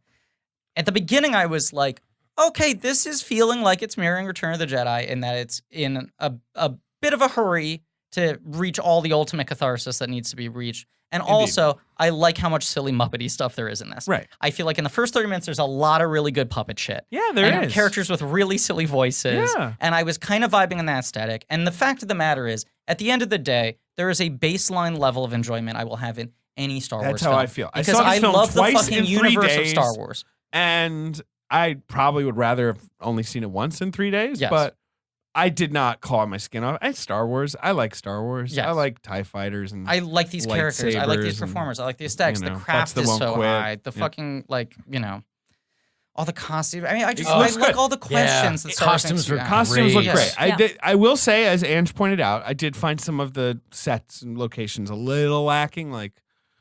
Some of the places where they're at, I'm like, how did you even have time to take it in? I know. Yeah. You could barely get you would see the planet for a second, and then you'd have to follow the plot. But I don't mind that sequence on Pasana, it's called, where they're at Piglet Coachella, and then they get suckered into a little, machine, vehicle by Lando, and who's like, hey, I've been hanging out here, and I've been like, you've been hanging out here? Whatever, okay, Lando's hanging out there. And I was like, wait, they just dropped Lando into the movie that quickly? Oh, wait, now he's gone again? Yeah.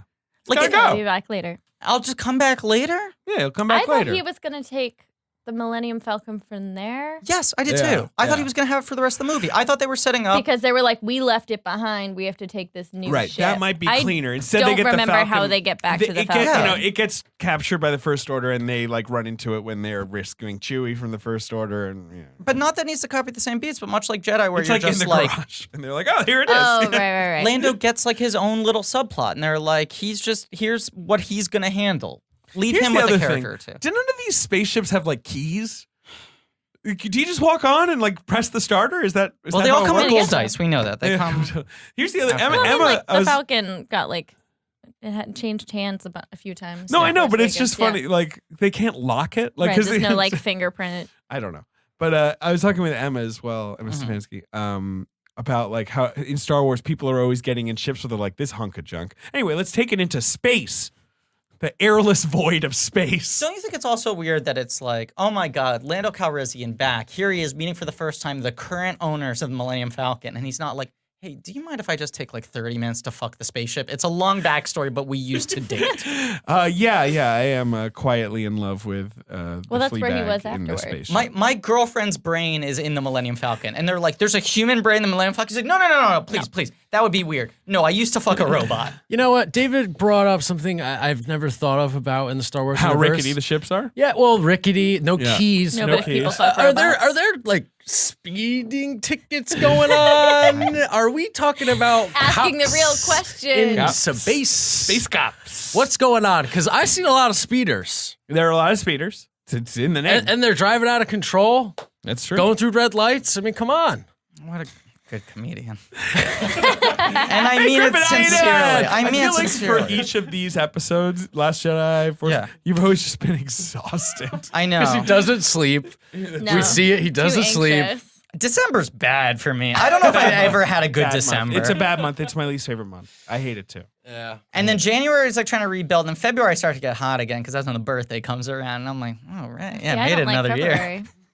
Well, this is the thing. I probably would hate February if it wasn't my birthday. It'd probably be my least favorite month. Yeah. Why do And you I hate get this Feb? little kick.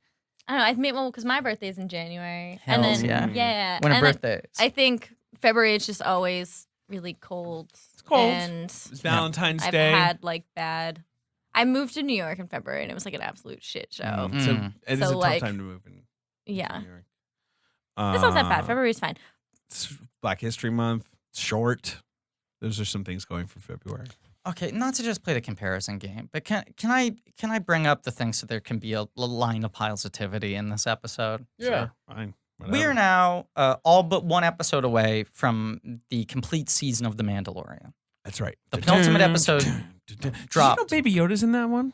I have heard that. Now I can't. Did you know he has a little ball that he likes to But play this with? is what's weird. I've watched every episode so far, and I can't figure out. Answer the question, Congressman. No, but this is what's important. Okay, I've watched every episode so far. I love the show, Where and is maybe the I'm just baby? stupid. I Who would like Want to see the baby. who is Baby Yoda playing? Because I keep on watching, trying to figure out which character Baby Yoda is playing. I don't know what this joke is. Like, what is name? I know I was trying to do the bit of like you're saying Baby Yoda's on the show, and I'm acting like Baby Yoda is like Stephen Root in makeup. I don't know. I don't fucking know. You don't. My brain is melting. Wow. Relax. It's a good show and anyway, I like it. Mandalorian. Here are things I love about Mandalorian. I'm about to bet that won't quit. Okay, and I'm sure we'll talk about it behind Patreon paywall. I'm pointing at Ange. Very Quit pointing. a Pointing great at amount that butt. in months to come. Okay. Yep, ahead. exactly. Oh, and I was getting too horny. No. I'm allowed. I'm always we're allowed. Well, Ange is very allowed. But I am categorically right. I'm like on the record. It's less creepy when I do it, so That- I'm gonna. I don't think I'm allowed at all. It's been number 4 on the allowed horniness.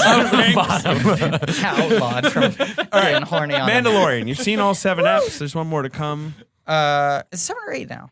There have been 7, and there Okay. will be. There's Yes. one more. Love it. Or But leave it. there, Crooked Media. Sure. do you remember last year when we were recording our Last Jedi episode and we were like, well, this is 2 unquestionably the years worst ago. 2 episode. years ago. But yes. The worst episode we ever Yes. recorded, and we People were like liked it. embarrassed, ashamed. I We're was like, ashamed. Ben, I can felt we great not put it shame. out? Can we Yeah. delete it? Yeah. And then people were like, great episode. And we were like, do we not know anything? This is objectively our worst episode ever. No, right? This is- no. Last Jedi is still fun. worse. Anyway, Mandalorian. There were so many moments in this film, in terms of it being overstuffed, Yeah. And maybe I'm just spoiled now because Mandalorian is giving me so much what I kind of want the future of Star Wars storytelling to be. Which is more like we're in the world. It doesn't have to be about fucking Skywalkers. Like it's a little more earthy. This episode can slow down, and for 30 minutes, it's just about this one thing. It's about this one place or this one dynamic or this one Such character. As, did you know Bobby Cannavale has a grown son? I do because he was a PA on vinyl. Well, I know because he was in The Mandalorian. Yeah, there's a Boston in space. Jay Cannavale, he's very hunky. Bill Burr also in The Mandalorian. A lot of comedians. He's pretty in great. Mandalorian. Bill Burr was actually wonderful on The He was Mandalorian. He He was was. actually a fantastic, and the Gungan joke slayed me. Emerson alum. Hell yeah. All right. It is this thing, though, where I love how behavioral The Mandalorian is. I like that there's this weird, like, 70s hangout vibe. Like, it does feel like a 70s Western show where they, like, ride into town and, like, something happens. Right. Like it's like the incredible. It's like the old Hulk show. Yeah. What's your deal this week? And that Right. there's not this hyper serialized massive story they're telling, even though now the plans are starting to come together. But what's coming together is like, remember all the pals we met? They're all gonna be. We'll bring them involved. back for one final curtain call. Exactly. And And like Gus Fring. when something like And Gus Fring. Zori Bliss comes into the film, or Janna comes into the film, or the idea of C-3PO's memory getting reset, or any of these things in the movie, That I was just great. kept on going like, this feels like a Mandalorian episode Mm. that is now being smushed into 5 minutes of a 2-hour and 20-minute film. Well, Jana will get her own spinoff, so. But when Janna There was- enters, That's the idea, I guess. Lando was literally like, oh, that's interesting. You don't know where you're from. What if you had a spin-off movie? But no. What Lando. I think Billy D. Williams can't deliver a line without it seeming like he wants to have sex with you, but where he's like, well, let's find out where you're from. I'm like, Lando, Jesus, you could be your grandfather. Yeah. Relax. I was too distracted by the fact that it was clearly a sequel. Yes, it rev-up, did which seem I like liked, a- and I liked Naomi Ackie. Go for it. It was I just have no like, opinion on Janet. I like Naomi Ackie. Right. I mean, she she get much to didn't do. have a lot to Yeah. do. when she does her scene where she's like, let me explain everything about who I am and what my deal is, I turned to you and I went, I like that. That's a cool idea. It's a cool idea. It is now just being yelled at me for 5 minutes because the film doesn't have time to actually characterize her through behavior and Yeah. through dramatic action. Like, everyone needs to announce everything they're doing and who they are and where they stand and how they fit into everything. I mean, even to the degree of like Richard E. Grant, who is so perfectly cast here, where you're like, of course, what an obvious choice to play a fucking creepy British stuffed shirt in a Is the Star Wars idea that movie. he's like a Palpatine, like original fan Well, then that that's fucking just thing where always he's been like, around? Yeah, he's oh, like, I so many served you wars in the- together, and I'm Well, like, and I'm like, I mean, that's Was he fun. like 15? Well, if you do the math, I guess it's like, what's Richard E. Grant now? Like 60? That means he was like 30 in Return of the Jedi or whatever. Okay. but this is one of I those mean, it's not the things- most, but like that's the thing where he's like, Yeah. when he says it, it's like said with such importance. And I'm like, so what? He was like a lieutenant? Like, okay. And it's Who like, cares? this is exactly the wrong amount of information for me. I either want you to just be creepy stuffed shirt and just give me that fucking attitude, Right. or I want you to actually have a thing that has relevance to the rest of the movie. Yeah. To just be like, hey, don't forget about me. People are going to write comics about me someday. Let me just tell you my deal. Thank you very much. That's my time. It Yeah, felt which like is sort of it the was supposed classic to be a Boba big Fett drop, thing. and it wasn't. Right. Yeah. Because I don't care about. And I just felt that way almost every time a new character was introduced or a new Palpy. concept was introduced of like, oh, this looks cool. I understand the kernel of the idea, Right. but it also feels like a movie that was on like such a speeding train in terms of like, and I think truly,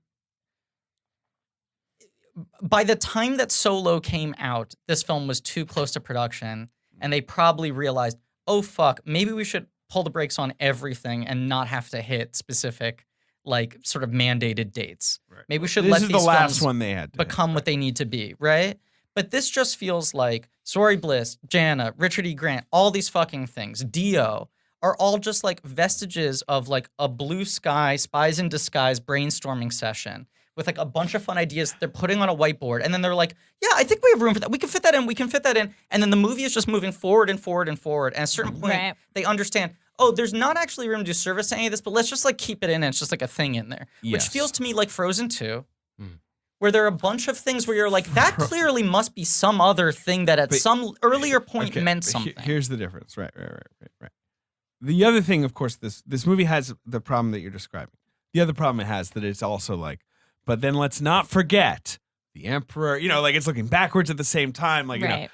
Wedge is here, Right. Lando. Like like they're trying when to do ultimately all I care about is these 4 central characters. I love those characters. You did such a good job investing me in them. And that's and why they I all think- mostly just seem like they're sort of running from place to place. Poe's the one who actually has a little to do. Yeah. Mostly, Yeah. I think, because he didn't get as much in the first 2. And especially because he hasn't had time with them as like a trio. Yeah. And I Right. appreciate that. And Yeah. I Right. love to look the upon 3 of them Oscar together was Isaac. good. Yes, it's fine. It's good. Yes. The problem is that Rey is already burdened with her Yeah. hero quest, so she's kind of like just like looking off in the distance anytime they're hanging out. Literally, yeah. Yeah. She walks off in the middle of the fucking desert. And Finn like has like this sort of half storyline. yeah, what do you guys think about so Finn is Force sensitive. That's fine. And That's, this has that been like felt a theory that's since Force Awakens. I have felt like that way which I since Force liked. Awakens. I Yeah. figured that was what caused. I've always figured that the Force was awakening Yes. in that movie, right. and that's what pauses him. And of course, it was part of JJ's trick in that movie, which is he was trying to, the marketing and everything was making you think like, well, Finn's Right. the hero, Finn's he's the the guy. Jedi, Right. he's gonna have the lightsaber, and then the movie's big trick, which people I guess sort of forget about these days because Yeah. they just remember as Rey is the hero, is the Right. Rey is the Jedi. But that's But where I've yes. always been fine with that, and like just Right. like in Return of the Jedi when Leia's getting a little forcey, Yeah. like sure, get Finn, that good, hint at it. But that's where Right. the film Fine. feels disrespectful to Force Awakens in a weird way to me, is that he is not trusting that we want to see the culmination of these characters that he created, these actors that he cast or he Yeah. encouraged to own these roles, and the movie instead needs to go like, no, don't worry about that. They're all part of a bigger thing, and the bigger thing's been going on forever. Yeah. Right, which and is it's a grander there you go. tapestry. That's it. That's exactly what it is, and that's Yeah. sort of a good articulation. My of what I found fundamental to be the problem. fundamental He wasn't concerned with concluding their individual stories. right, I exactly. don't know what each of these characters' arcs is in this movie. Which even down to but if you look at Yeah. it from the grand scale of Well, from the prequels to the end of this movie, how is the story about the Skywalker name sure. beginning, middle, and end, then like that's what he was aiming for. But like I hate the ending so much. We'll get to the ending. Yeah. But just that it's not about Rey anymore. It's the not problem- about No, go ahead. It's yeah, not about Rey. It's about the I think Finn franchise. got some Yeah. more. Yeah. And Poe, I just problem with I love Frozen Rey, and 2 it just felt shallow. I actually haven't seen Which Frozen you 2. don't need to see. I don't care. Is that Frozen 2 is like, we're going to explain it. Arendelle, everything. Right. And I'm like, you're going to explain. I don't know what the fuck Right. you're talking about. And they're like, Frozen 2 is acting like it's Frozen 8, where they're like, finally, we're going to dig into some of the lore. And I'm like, I didn't need any of this. I don't need to know about their grandparents. But Really? also That's that- what they get into? Oh, Yes. Yeah. Oh, yeah. Haven't you ever wanted to know about their grandparents? Well, I've always wanted to learn how like mermaids exist in the sea, and that's why the sequel to The Little Mermaid should be Is that what it's expansion of that. No, that's like Yeah. a weird like what you're telling me sounds bad. Look, I'm not going Why- to open the yeah. whole Frozen box right now. I'm waiting for You don't someone. want to go into the unknown? Sorry. It's Frozen Jet. I'm also just waiting.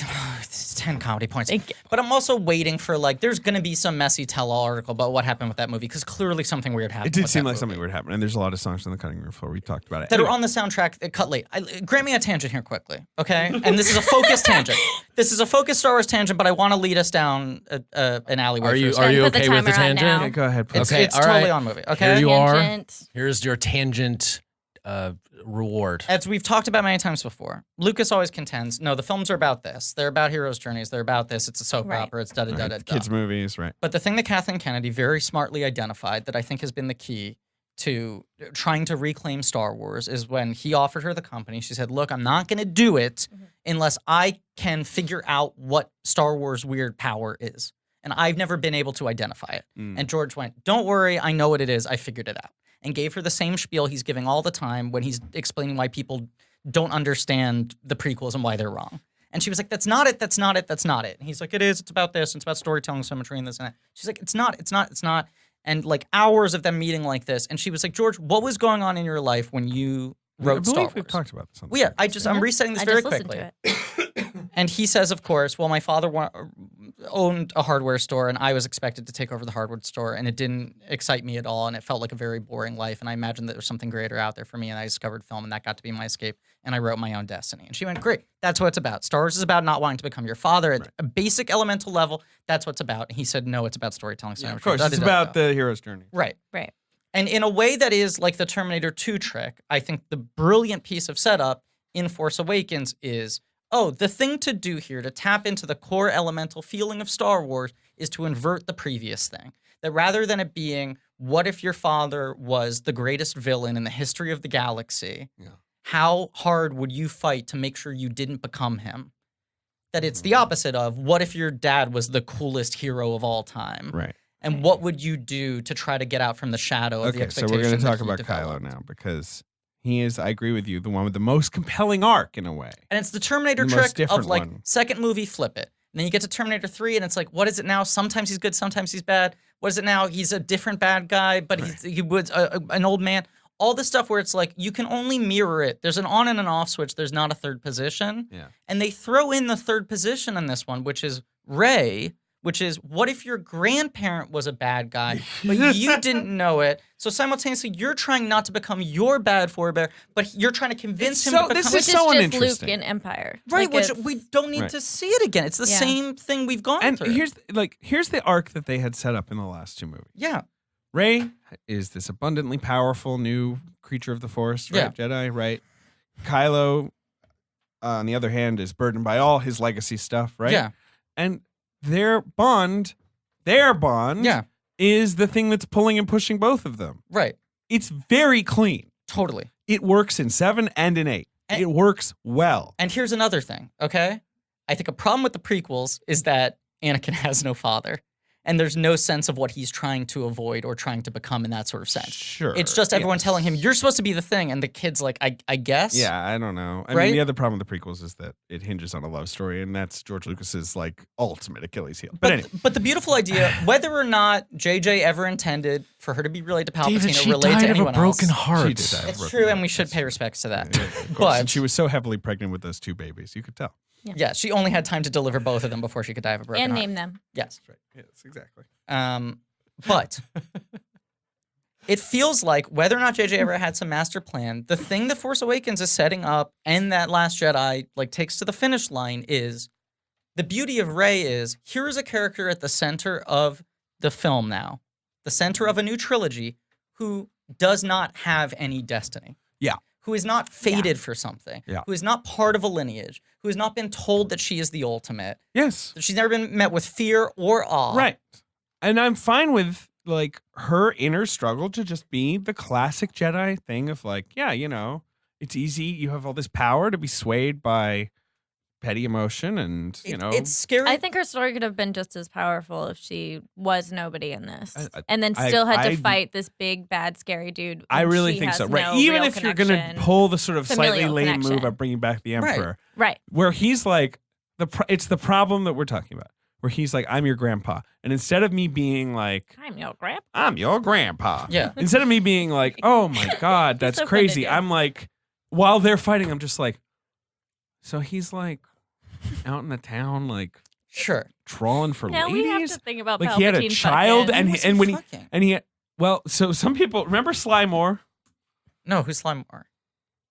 Oh, the shaved head blue lady with the fringe. She's What? all over the prequels. That's her grandma.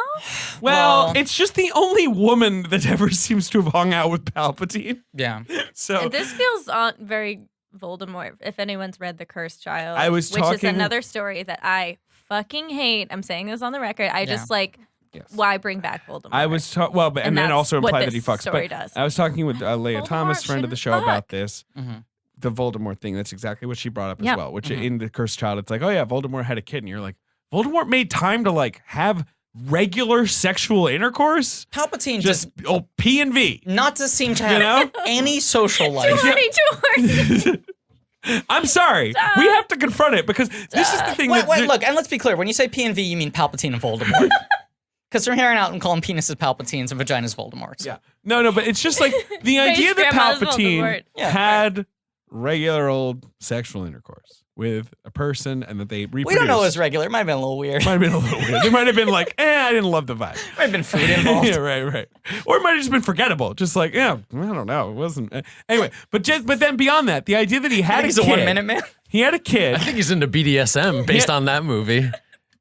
He had a kid who basically looked like Jack Rayner. I don't know who's playing that guy you see for 5 seconds. Oh, he's a guy from a thing. I looked it up. He's the guy from On Chesil Beach. Thrilled. Oh, good actor. Yeah. Yeah. I mean, as is Jodie Comer. And Jodie who Comer's plays- playing Ray's mom. Yeah. But also, it's Billy Howe, that's his name. You Yes, that's immediately right. have more questions where you're like, No, this is what I want to wait, get into. how hands-on was Palpatine as a father? That's exactly it. This is what I'm trying to say. He had a kid. Let's say the kid was called fucking Garrett Palpatine Right, or of course. whatever, right? Yeah, like probably. it's just like, oh yeah, kid. And Yeah. it's like he's the emperor, the chosen leader of the Sith who for 1,000 years Yeah. have conspired. He took over the galaxy, he pulled it off. He's like, I'm gonna have one kid and not keep tabs So who on is this him. dude? Scott Evil? Like, what's his life? I'd rather see the And movie Garrett's about like, this I don't know, guy. I was thinking of going into like graphic design, and Palpatine's like, yeah, no, that's a good field. I mean, you can make a I don't care about his steady fucking income. grandchild. And then after a while, he's like, oh, you got a grandchild. Oh, hey, can I meet the grandchild? And they're like, no, you can't. You know, like it doesn't. And I'm spending all my time thinking about that while Rey and Palpatine are like facing off. Right. And, you know, Sure. like he's like, I am all the Sith. And she's Wait. like, I am all the Jedi. And I'm like, Palpatine, like, his penis still works? Like, all that Force lightning? But it's also such a weird I'm doing thing. the math. I'm like, this is in. to hold his penis. He's a little animus for the dick. Just holds it. When the Phantom Menace starts, Yeah. the Sith thing has been going on for fucking ever. It has. And in the expanded universe, in Knights of the Old That should have been the Republic, opening crawl. I mean, in all these fucking things, it's like a lineage that has gone on forever. And it's this beautiful elemental thing in Star Wars of like, there's always going to be good and there's always going to be evil. Sure. Whatever form it takes, however it dresses itself up, Powerful whatever light, it's tapping powerful into. darkness, as Luke says in The Last Jedi. And this movie seems to position Palpatine as both the last and the first in terms of being the end-all, be-all of the greatest distillation Yeah, of what a Sith Lord ever was. And also he fucks. Right, and also he fucks hard. And also, yeah. Only because he's the one who is the most visible in that position. Yes. And I was like, look, if the idea they want to get at is that Rey is somehow the end result of some dark lineage, I would rather they establish that she's like a deep descendant of some Plagueis-esque figure of Right, like, but that- this is the first Sith and we can trace it all back to you. This is the thing. That's too much plot for this Right. movie, so they have to They be don't care. They just shorthandy. want the immediate cash in of, you remember this guy, Here's that an vibe, opinion right? I have that I don't think everybody shares, which is that I've never liked the Emperor. I find him to be a very one-dimensional character. You think? When he's really, I mean, the classic Ian McDermott quote where he's like, I tried to find one good thing to play in this guy, you know, because I'm playing this guy as a Yeah. person. And the only thing is that he goes to the opera, so I guess he's a patron of the arts.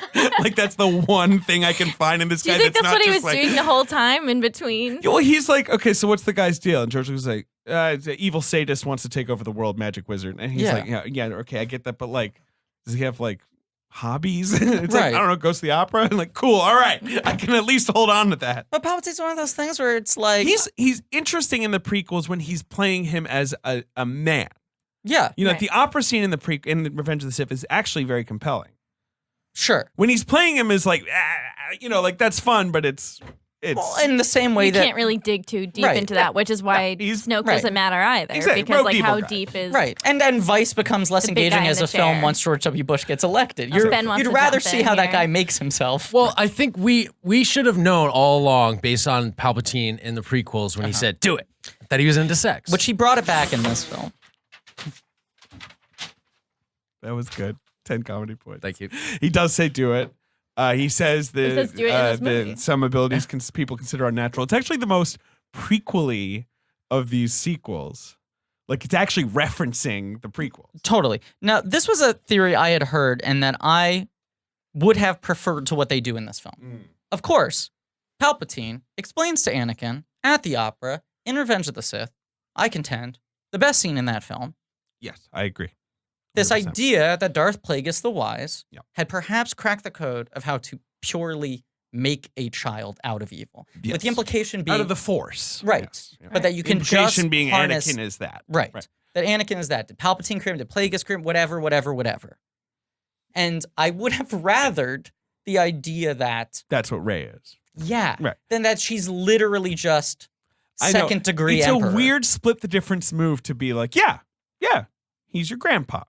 You know how everyone has a grandpa? Well, he's yours. But the problem is, it just makes it seem like all along these Your movies have paternal been grandpa. about that guy. What if in Why the... couldn't it? Why? Why the? No, why not her the dad, mom? not the mom? I don't know. They do specify. Palpatine's son is her father. But I think Palpatine, like so much of the value of Palpatine is the same thing I kind of like about Snoke. Is just like there's always some fucking guy like this. Yeah, Who it is doesn't matter. But that's what's so good about The Last There's always Jedi is gonna that be clone Kylo is like, brothers. why would I Right. be number 2 to some guy when I am a self-aggrandizing narcissist who thinks he should rule the world? Which is an interesting subversion, the same way it's interesting for Rey 100%. to be someone where Now- the destiny that haunts her is her lack of destiny. Here's Kylo's arc in this movie. Which we brought up After 30 having minutes this ago. incredibly compelling arc in 7 and 8. Does he have 5 lines of dialogue in this film? I mean, He does, Al. but Al was pretty funny. yeah, it was funny. I mean, he has the long dialogue sequence with Rey when they're fighting. and the Wait, Han he- Solo. And scene. well, we'll get to Requote, that, right? he has the moment, which I will say the Han thing was a pleasant surprise. But They also- like twist it, you think it's Luke. Totally. But like I thought that scene mirrored, like clearly they're mirroring The Force Awakens Mhm. Yeah. when he kills his dad. I thought that was mirroring that enough. And then the dialogue is the exact same dialogue. Yeah. That scene is also. And it felt like I didn't Oh, mind that scene. I think, Harrison I Ford's think in it. Ford's doing a good job. He's I they're think doing he a good shows up. job. And then also when Kylo says dad and like you great. can tell it really he I think hasn't Adam called Driver him that is- in so long. I think he's he's great. I committed just actor. think He's one of like our why are finest. we doing the exact same like Because that's it re-quoting of the rhymes. It's scene? poetry. It Yeah, rhymes. But that But- one's like a little too And it's I don't know. also an example of how the film is intrinsically fucked because everything in the story is demanding that scene be between Leia and Kylo. That's probably true. And you've already had this fucking thing where, like, oh, suddenly we have to reuse a shot of Leia looking off into the distance concerned, and now we have a photo double in silhouette acting like she's with her dying breath, making something happen, which it's is not- so junkily It's not retrofitted. great. Which she just distracts him? Yeah, but Okay, so here's like, in a way I that wanted drains to, okay, her. here's how. Okay, it goes. Kylo's arc. So Kylo looks for the Sith Pathfinder. He Yeah. finds it. He goes Yeah. to the Emperor. The Emperor's like, "Yeah, you'll be the new Emperor. Great. Okay, go kill Rey." He finds Rey. He's like, "I'm not going to kill the Emperor. We're going to rule together." Yeah. This is all making sense. Uh-huh. And a then thing that he already pitched to her He already in the pitched last to her. movie, and she was Right. like, "No, I'm good." no, but still, there's some lingering tensions there. And in that film, you actually believe for a moment that he might sell her on it. There is, yeah, exactly. In this Um, movie, she's The other question, though, is, crossed like- that threshold. If Palpatine made Snoke the puppet and then Snoke puppeted their Force connection, wouldn't Palpatine already know that they would betray, that they would team up and like Yeah. betray the big Palpatine bad saying again? he's in charge of Snoke that's where the logic completely falls. Nothing apart. makes any Okay, fucking go back to But Kylo's anyway, plot. And then yeah, make okay. anyway. So eventually, he goes to find Rey again Mhm. after telling her that she's a Palpatine, Right. Mhm. and is like, Fixes his helmet because it looks cool well, now. no, He turns off dashboard confessional. the fucking helmet thing is outrageous. It's not. I don't even care that they put it back together. I think it looks kind of cool. Ben, I had a really good pitch last night, did I not? Wait, what?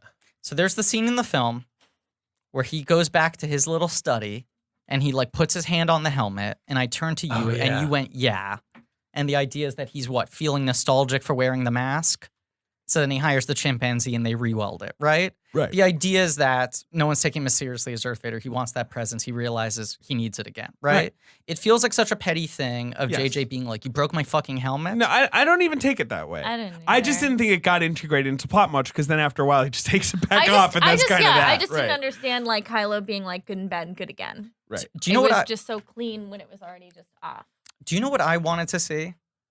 I wanted to see Kylo put his hand on the helmet and go, "Oh, my mistake was I was trying to come up with my own version of Darth Vader.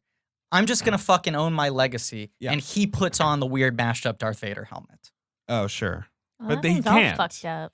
It's all fucked up. Well, It's they can definitely got, like, re-weld face it in the bits same in way they it. re-weld whatever. Don't you think it would be more interesting if for the last movie No. Kylo Ren is wearing the I mashed think No. up? Kylo should have refashioned his helmet into like a headband and then like kind of like no, pulled people his hair back a that's little bit. that's a bridge too far. Would have That- looked cute. I wanted to see that happen. I wanted him to just be like, "I'm No. fucking Darth Vader No, now." but that's not his Eat arc in this my movie. No, but he turds. touches It's not his wait, arc so in this movie he remotely. touches the helmet. This is also another thing that threw out when he touched the helmet and Yeah. then Rey connects to it. I was Rey.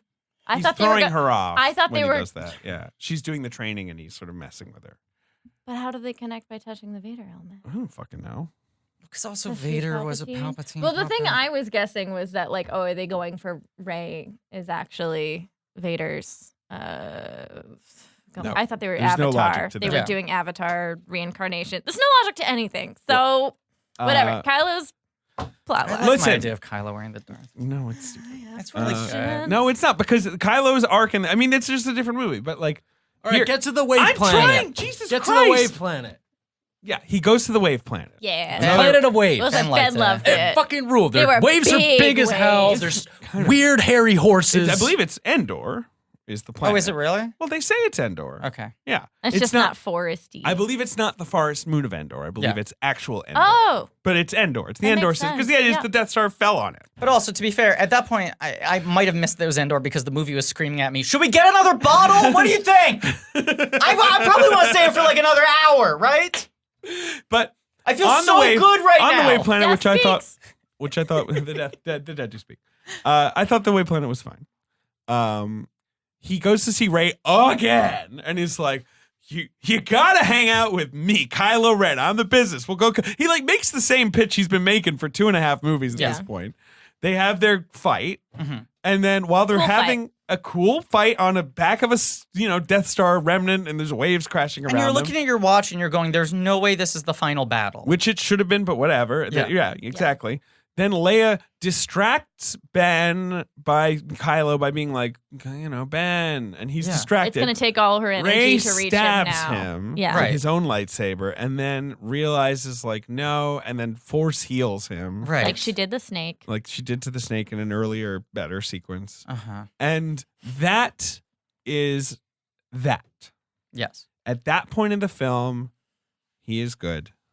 Right. It's over. And then he just spends like an The hour being like, sickness has been purged. how should I be good? Well, like, what's like a Exactly. good sort of game plan for being good? And I hate to say this, but I did not find that to be very satisfying. I did not either. It's a little stupid. What's not satisfying? Just that Just it's that sort of like, and then one little nudge from Leia, and then Rey just sort of this altruistic Right. thing, and it's After, like, you know what, after Kylo's like, everything.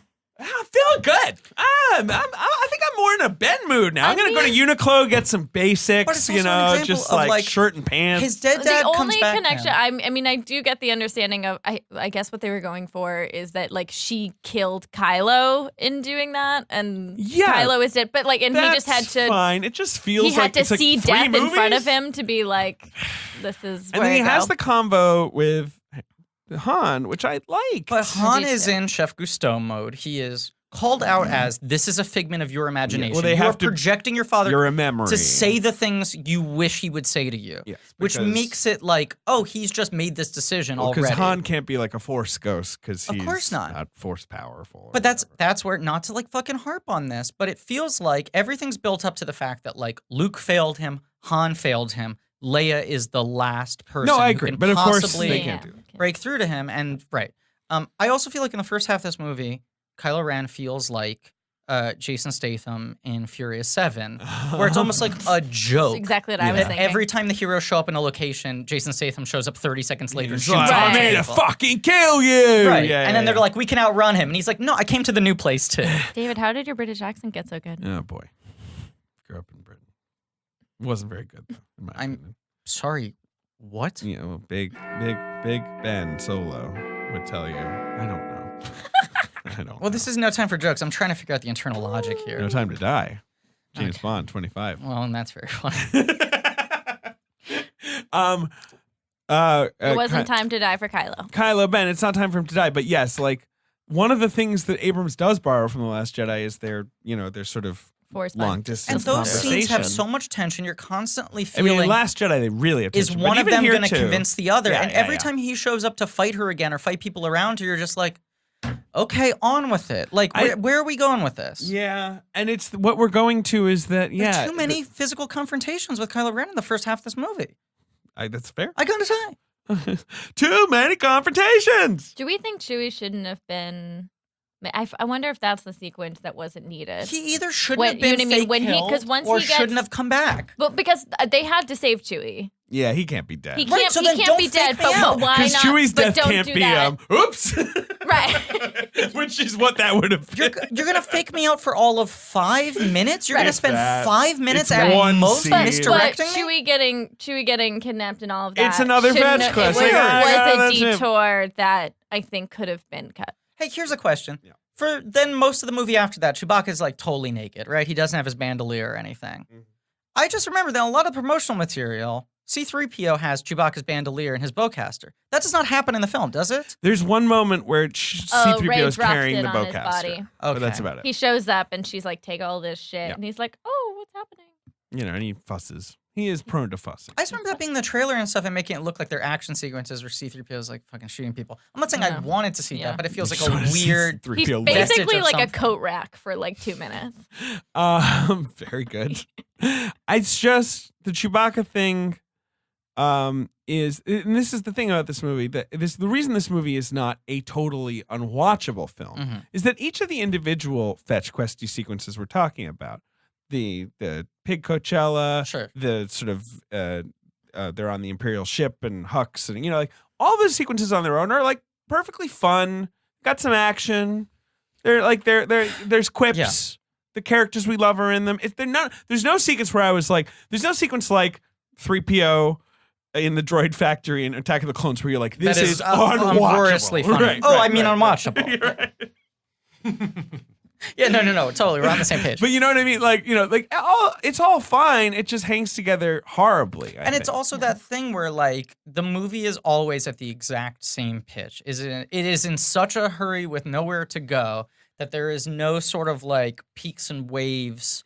There's no quiet moments. There are Right. no quiet moments at all. Like, literally, one of the only quiet moments is when 3PO is like, I'm just taking one last look at my friends. And I'm like, bitch, you met these people like 5 minutes ago. Or You're it's barely on that Ray with them. just staring off into the distance, waiting for Kylo to show up. Which Those are the slow moments where I'm like, I want to say, I don't think this film does well by Rey as a character. No. I don't think there is much that Daisy Ridley can do, but I do think watching this film, it kind of underlined for me how effective she's fantastic. is.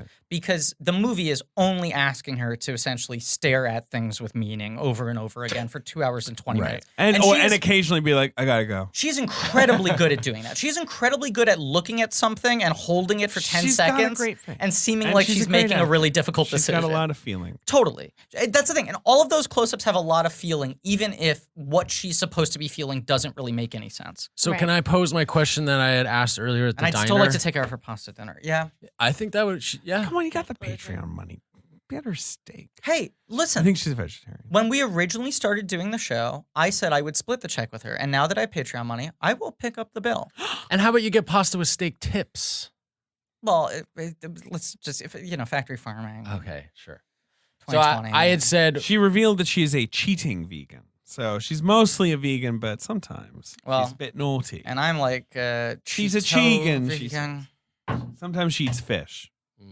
Okay. Well, I'm gonna take her out for pasta dinner. I don't like seafood.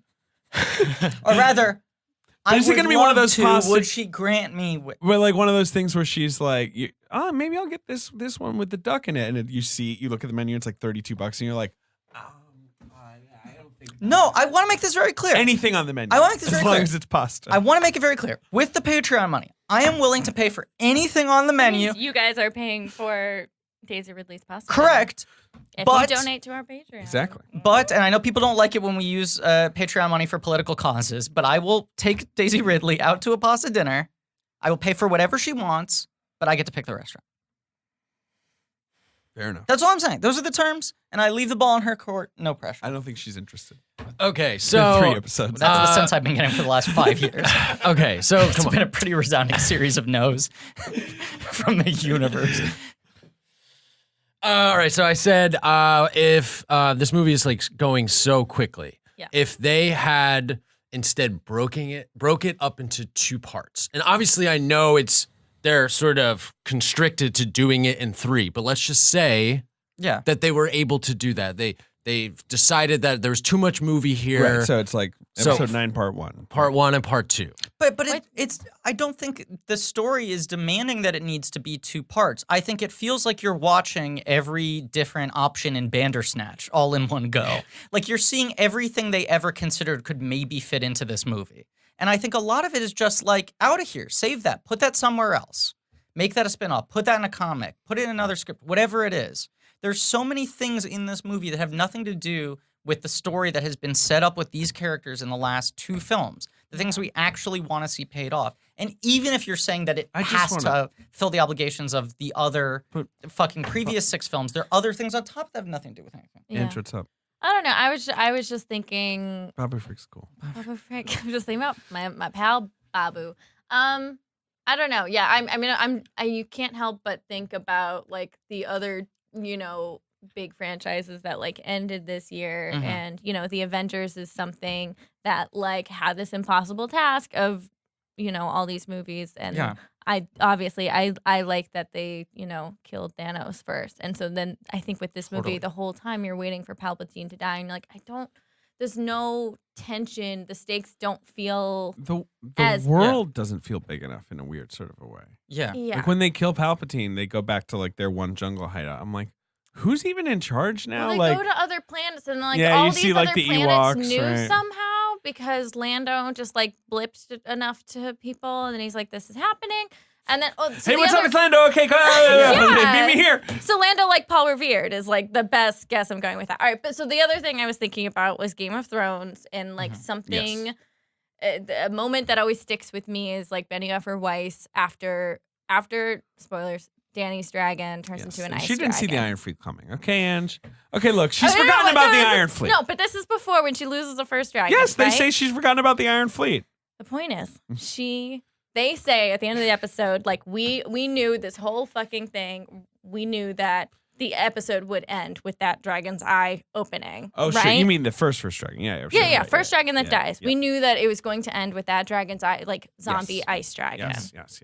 And then to me, that was like such a fundamental flaw of we don't care about all the shit that's going to get you to that point. Right, we are so have our concerned point. with that we will eventually get there, that we are going to do all this fucking zigging and zagging. And it reminds me of like when I was in high school, I fucking hated physics. I was very bad at it. And High five. Yeah. yeah, it was bad. But if you look in the back of like your physics like textbooks, you can like find the answers to like all the even or odd questions. Or at least at my school you could. And when I figured that out, it was like, well, shit, yeah, I'll just do that. But then, I would write the answers, but then you still had to like show your work. And you couldn't do that. And I got all the answers, and then I did the work I thought maybe correctly. And I remember my physics teacher, Mr. Shukian, pulled me aside, and he was like, why this is all wrong? Why do you still have the right answer? And like all this work is wrong. And I was like, because I fucking hate math. Don't make me do this.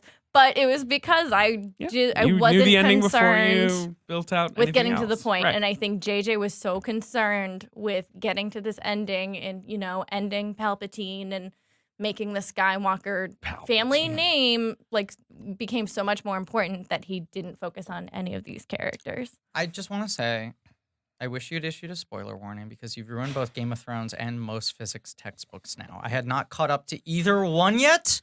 I was going to start Game of Thrones tomorrow. After all the great buzz this year? Feels like a good time to jump into the pool. And I was going to sign up for a people physics like class. Game of Thrones season series finale, and everyone's like, Griffin's like, oh, so this show's good? Like, it's good? I should check it out? I am a messy bitch who lives through the drama. Right. Here's something else I want to talk about. We're almost done, but Yeah, we only have like 2 or 3 hours left in this episode. Other? All right, This say what is you're the thinking. thing. I do want to say some good things I liked. yeah, I said the things I liked. Babu Frick, C-3PO, cool. Huck's nice. I like that Kylo I like ran. the Han scene. I like that he ran like Han, though. I Did you like- guys notice I- that, like, yes. cape I like off, when he he gets shot into the his guy? cowboy I mode. love He looked just when he like shows up at the end Harrison. and like ow when he lands on the chain Yes. and the little shrug he gives when he's going to fight the Knights of Ren. Yeah. Who, of course, I- proves so crucial to I love the looks of them, though. I'm glad you love the looks. Come on, an axe. But they're and not like, red, Ben. But just that They're thing not where they're red like, boys. they're I not know, red but they're boys. still They're not cool. We're gonna red finally boys. explain the Knights of Ren. Who are they? I don't know. There's like 6 guys who hang out with them. Ben, here's a real Kobayashi Maru for you, okay? Sure. As we all know, Snoke's guards, the Praetorian guards, were the Red Boys. What Yeah. would you call the Knights of Ren? I call them. I don't know. All right, anyway, let's swerve out of this. A scene. I like. All right, no. Can't answer. They're great. Sure. Dark Go with gray that. gentleman. All right. I call them heavy metal boys. Okay, that's actually a pretty good. good answer. The Knights of Ren. Anyway, they're so crazy. They're just so. The Knights of Ren are so cool. I love There's that. the one knight who's just whoa, get out of that. They guy's answered way. these questions that were bugging me for years. Right, exactly. Like, who are they? Guys who hang out with Kylo Ren. Great. Thank you. I couldn't infer that. The Han Solo scene, Mhm. I like. I think Harrison Ford did a good job. He's got a lot of integrity. Agree. It Then- sounds so backhanded. It does, but I really actually believe it. I agree with Then you. there is a scene that is so fucking demented, even within the manic sort of sensibility of this movie. Mm-hmm.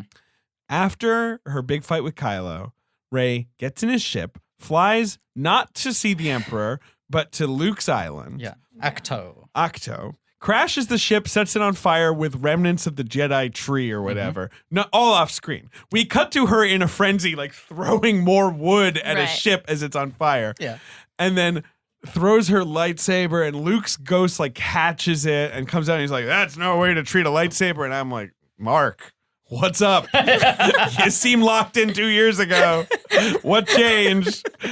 Because I have no Wig offense to him. change? I'm looking at The people's hair is wig. different. His hair Everything's part. He weird. changed his hair part. It's It really was very distracting. I to will me. say, like, Mark Hamill is an actor that I have long enjoyed, and I enjoy his voice work, and I enjoy him when he goes real goofy, which he's Ditto. prone to do. But when he was in Last Jedi, I was before I saw the movie, like, is he going to be up to this? Yeah. And he's so fantastic in that movie. Agreed. It is incredible how good he is in that movie. Agreed. It's easily the It's best the performance wig. he's ever given. No It's the wig. question. Sorry, I just googled the Has picture he of his seen The Last hair. Jedi? Does he know what he was doing in that one? Because in this one, he's basically playing a different character. Yeah. I don't know. He's just, the tone of that scene is weird. Whereas the tone of the Han Solo scene is like reverential and Yeah. somber and quite lovely. And he says, "I know." It feels like they're trying. know- They're trying to make him like cutesy Yoda. And They it's play just Yoda's theme, which infuriated me. Yeah, it's Yeah. weird. And then they do the whole lifting, and the whole point that he didn't leave the island, that he couldn't leave the island, was because that his ship was so badly damaged. Right. He used the door for He his used the little door hut for his hut door. door. This is all true. And yet he's just like, yeah, let's bring it out. Play that track from Empire. Get in the ship at 5. I've got lots of gas for you right here. Yeah. I don't even look. Even it's all ludicrous, but also it should be like that scene in Last Jedi when I think he could have talked to her anywhere. Luke talks to Yoda Mm-hmm. is like wonderful. Like It it's is, it's yeah. very the a dialogue good is use great. of the Yoda score. Exactly. And then in this, he's just like, "Look, I was wrong. I was scared to be on the island. You gotta go." Leia knew who you were, by the way. She did? Yeah. Anyway, get out of here. And I'm just like, even by the standards of this movie, this is really like frantic. And How would he Sweaty. have known that Leia knew? I don't know. And then Because he he gives her hasn't Leia's talked to lightsaber, Leia. and you're like, "Oh, Leia had a lightsaber." And then they had that little CG sequence of like them having a lightsaber fight that feels like Abrams being like, "I'm sorry, I didn't give Leia a lightsaber while Carrie Fisher was alive. I feel bad about it." Totally. Like, and it's just all frantic. It feels frantic. It's also I don't know if I hated the Leia lightsaber I thing. 'cause love that the would've- idea. Yeah. But it's one of those things where I'm like, we're just getting to this now? Like, Yeah. I don't know. Well, no, it just should have been introduced in Return of the Jedi, If anything, right? Yeah. But certainly in The Force Awakens. I mean, the biggest mistake The Force Awakens make is not much Leia. yes. And of course, yes, as we said, there was that sort of concept of like, well, the last movie will belong to her. Okay. Right, and the only reason they had leftover footage that they could use for this is originally she was supposed to be in the whole first hour of the movie, cutting back to her at the base, and then he decided the first time the audience sees her should be the first time Han sees her. Right. So all the scenes prior to Han seeing her were left. And it's to a be nice moment when Han repurposed. sees her. Beautiful. But It's ultimately a disservice to the character. You're making her conform to what's most exciting for Han. What were you talking about? just the Luke scene. I mean, after that is Yeah. the Palpatine showdown and the big space battle that is like the like Sith all the Sith shadows? guys who are like, Mhm. and then like the big space battle that's like the Return of the Jedi space battle where it's like there's a million spaceships in the air. which was revealed in the trailer. I also, I think they showed too much footage. It's Interesting. Before it's this came kind out. of the home reveal from Dunkirk. Yeah, where the guy is like, it's not It a is. fleet, it's just Right. people, Which Yeah. it's like, which is a nice line. I like it as an idea. Yeah. The film has done no work to set that up as any sort of No, kind of. literal I mean- the only setup is Zori being like, nah, come on, people are into it. Well, we and Poe's like, think- you're right. I think I was trying to struggle with like, what is this movie trying to say? Because Nothing. for me, well, Oh, it's about Skywalker's Rising, so Well, The maybe Last Jedi- fucking correct yourself right I think there the on Force record. Awakens.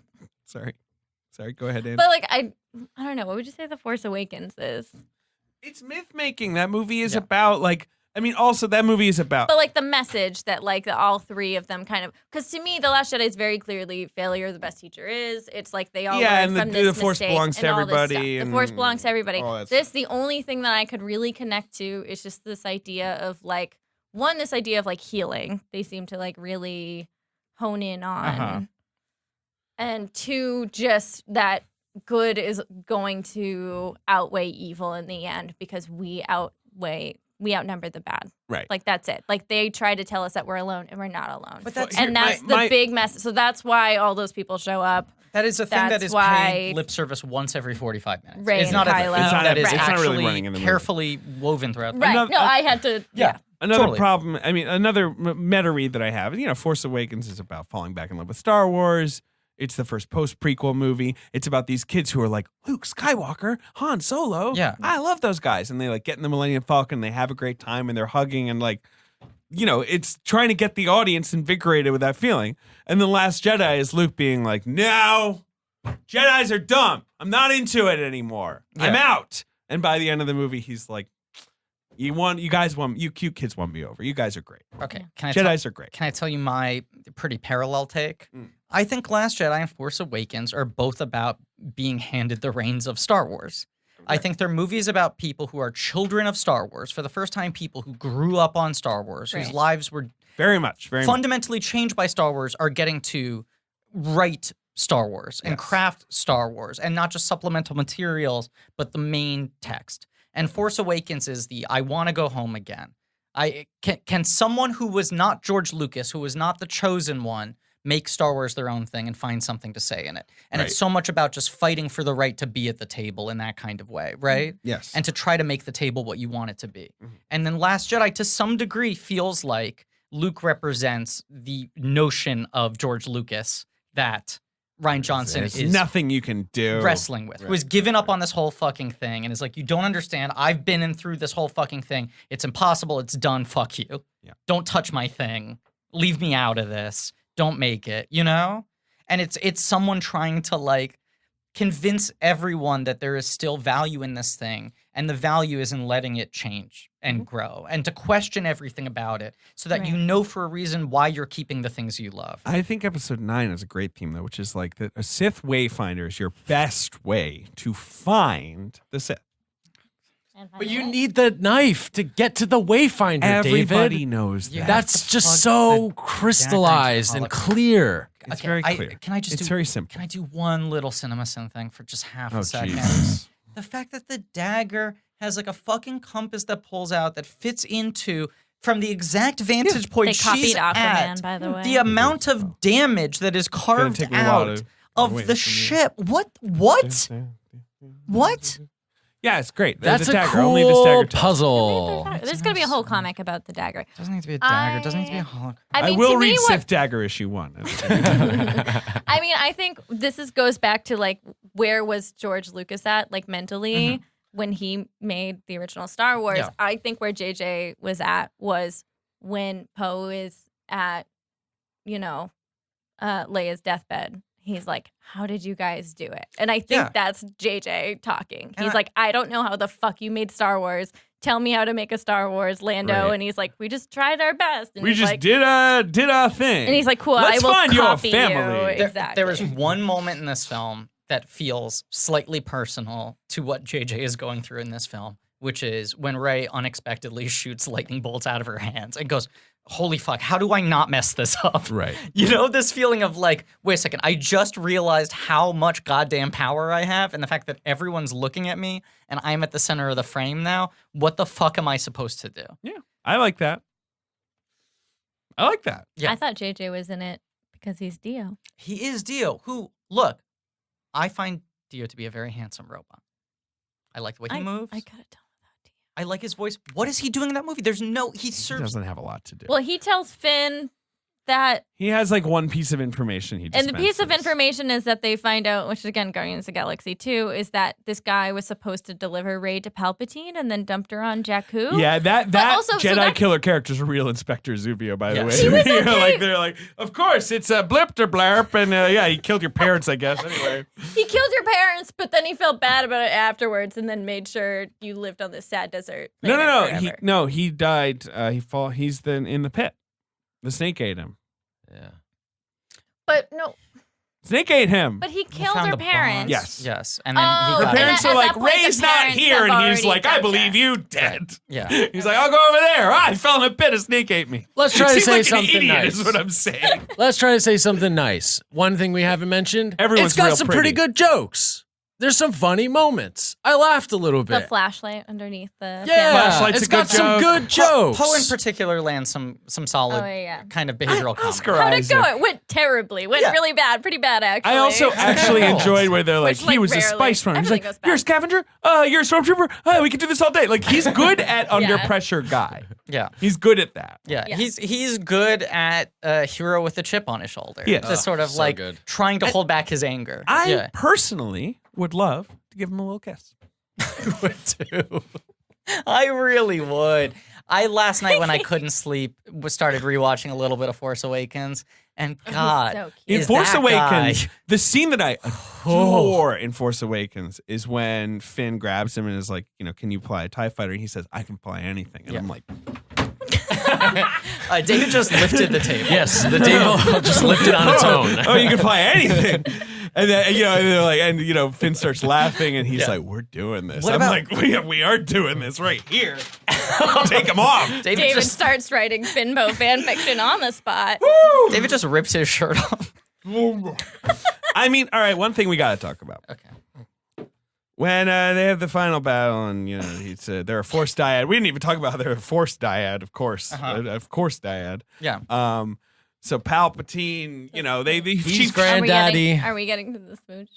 that's what I want to talk about. So she kills Palpatine. She's dead. Ben's alive. I do like this moment when all of the Jedi speak to her and they bring back I did. fucking everyone and this sense of Including Freddie Prinze Jr.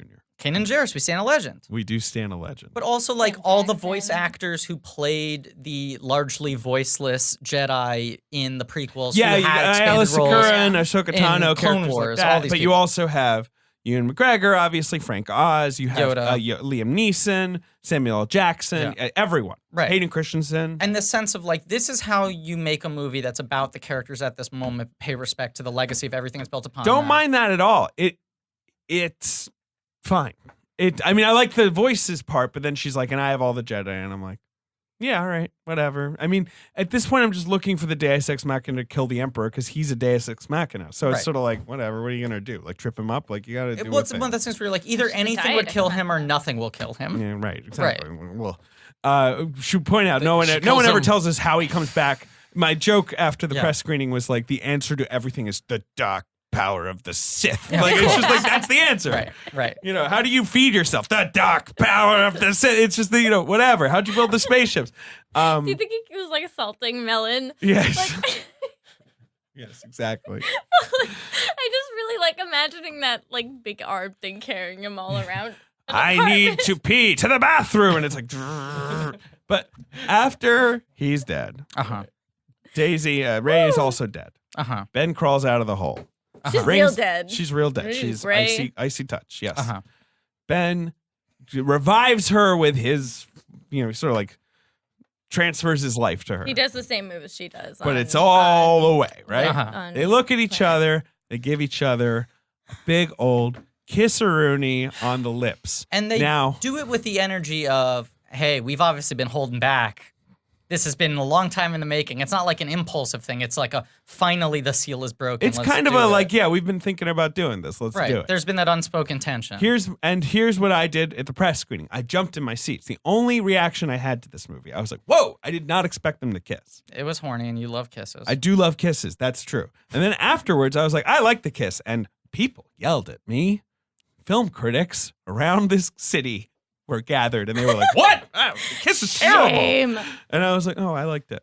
I like the kiss. I don't. I was spoiled for the kiss, so I knew it was coming. They have so much tension in The Last Jedi. I just don't. I hate Reylo You hate with like the a ship. burning. I understand. I that. just because It's it not started, a good romantic dynamic No, to I mean he's perpetuate. taken her prisoner and tortured her and almost killed Finn and murdered I mean, add in a villages. talking candlestick and you got. But it all. But they haven't been trapped in a castle together, so it doesn't make sense. It all I don't like the power dynamic. I don't like that he nags her, and feels it's too like rough. you're I mean, a sad, miserable loser unless you're obvious- with me. I think it's gross. It's not a great That's my vibe. It's not a take. great vibe. But you're forgetting I the do like time when that she he- stabbed him and healed him, and then he turned into a totally different person. So I don't mind that he's redeemed. Sure. I just like I'm also like noted. I say this in our Married to the Mob episode where we are predicting Star Wars. Coming soon, guys. Yeah, noted. I like Finn and Rey, and yeah. I like them too. They have such cute energy. I think the hug at the together. end They're was. cute I babies. thought it was They are nice, cute but I babies. just also felt like that was something that was set up that I thought would have been more satisfying to me personally. Sure. I mean, in Abrams' defense, Ryan drops that ball in 8. In He 8, Ryan goes all in on there's Oh, this man. sort of tension between the Yeah. two of them. Yeah. And obviously Ryan brings in Rose as more of a foil for Finn. Which And is then like, Abrams drops that ball here and I don't, so that's all weird.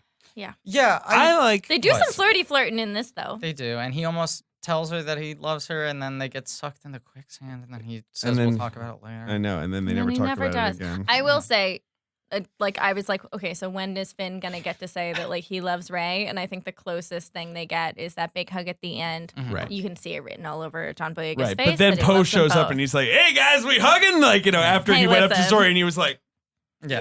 and she's like, He's like, "Mm, yes, As a yes. bisexual I'll in the see you room, later." I get it. So Right, Hey, that's all good. all cute, but it just also felt like they're like, we're not gonna go for any ship. Like she'll kiss Kylo, but he dies. Right, exactly. Obviously, she kissed Kylo, and he was like, "Anyway, so where do you want to live? Like Corellia? Should we get an apartment? She kisses him. He fades into nothingness. Leia fades into An nothingness. embarrassing kiss. But the It's a nice kiss. Well, no, I just mean like that's really awkward. You Oh kiss yeah, what if you someone and kiss then they someone fall and back they dead. fucking dissolve So into hard. air. But don't you feel like also, if as you said, his character arc essentially ends halfway through the movie, and then he's just in stasis until he can show up and have a badass like entrance? Yeah. Yeah. Shouldn't he just work with Rey for the second half of the movie so that by the moment when they kiss, they've actually spent enough time together with him in a reformed Yeah. state? What this movie needs is for that turn to happen in the first act. Correct. And then Kylo to be on the Millennium Falcon and all of them to be like, "What the fuck? Yes. This guy sucks." And then by the end, he has to heroically die or whatever. But at Right. least they're If she kind of brought like, him well. on the Falcon when they first escaped the destroyer. Yeah.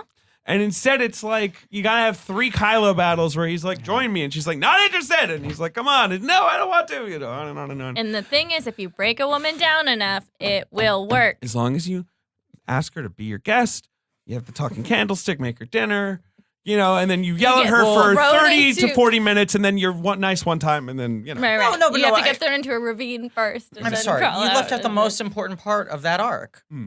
which is when you step out onto your patio and you sing. I am the beast. You love setting that up.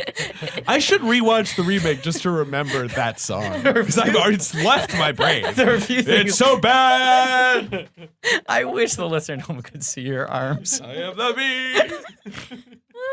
I didn't ask to be a beast. Wait, that was good. One more time.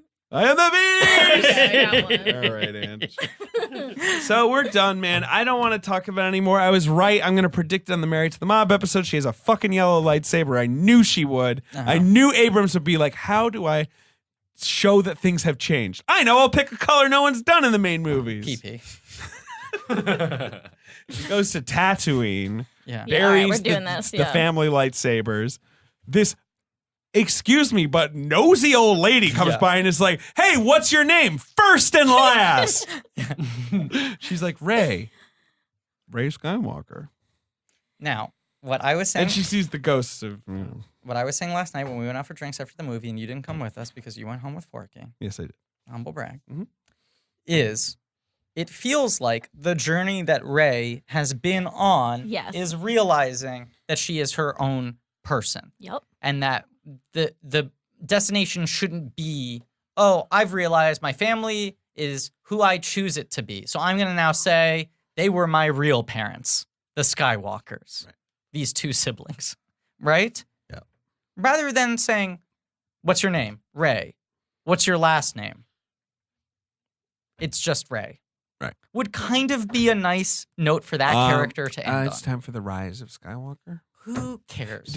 I gotta be honest. Terrible title. Terrible Yeah. title. Doesn't make any fucking sense. It only works for that last scene, which I don't. Yeah, I agree with Griffin. Should not have happened. Also, but like, why bury? To me, burying the sabers is like her way of like honoring and like burying the Skywalker legacy. What? And then she's deciding to.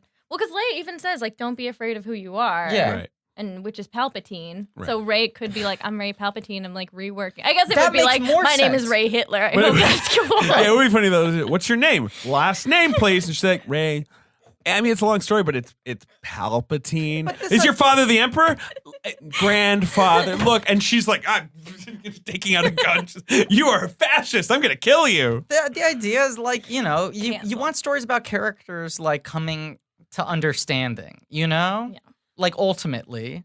And it feels like if Rey's ultimate arc has been trying to come to terms with who am I, why am I here, where do I come from, who are my people, Yes. at the end it should be, I'm Rey. That's all that matters. Yeah. I'm Rey. I made my own life. I wrote my own story. I did things my own way. She got her own lightsaber. Again, the lightsaber mirrors just her being like, "I'm my own person." It's a massive accomplishment. So Right. I understand maybe trying to take back the Palpatine name a little too much too fast. But it would make more sense for the character to be like, I'm Palpatine, I'm redefining what that is. Even if it wouldn't work, for her to have that idea. For her to say Skywalker kind of means nothing.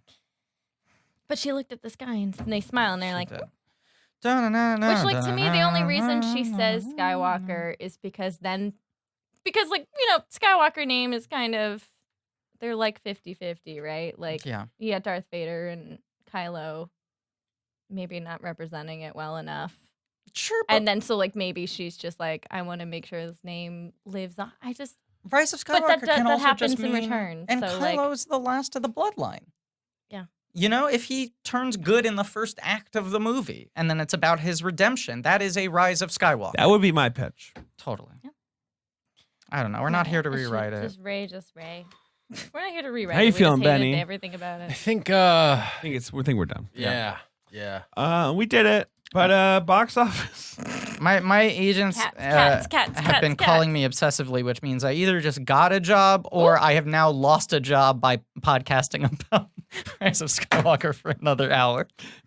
Either something really exciting has happened or I've missed a window of Oh, opportunity. get wanna out of check here. Go a call your voicemail? agents. You can always No, go the call episode's your- about to end. All right, I think everything's fine. Okay. They can't text you? I said, what's going on? They said, we need to talk.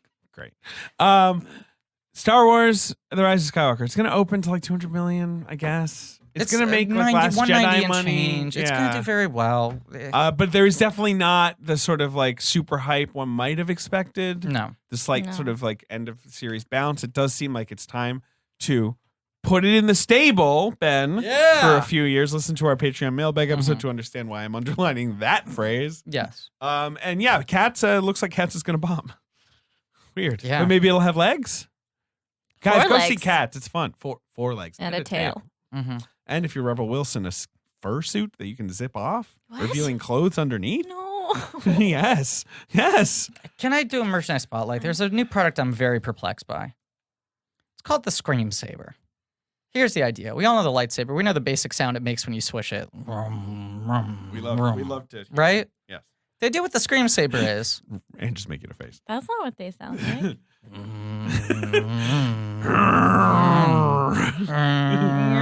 All right. What does the Scream Saber do? The Scream Saber, Great which saber. looks like a lightsaber except in like play school colors, okay? I always forget Griffin's background is Vin Diesel. Of course it is. All right, he's looking And something up. My lock screen is Michael Keaton.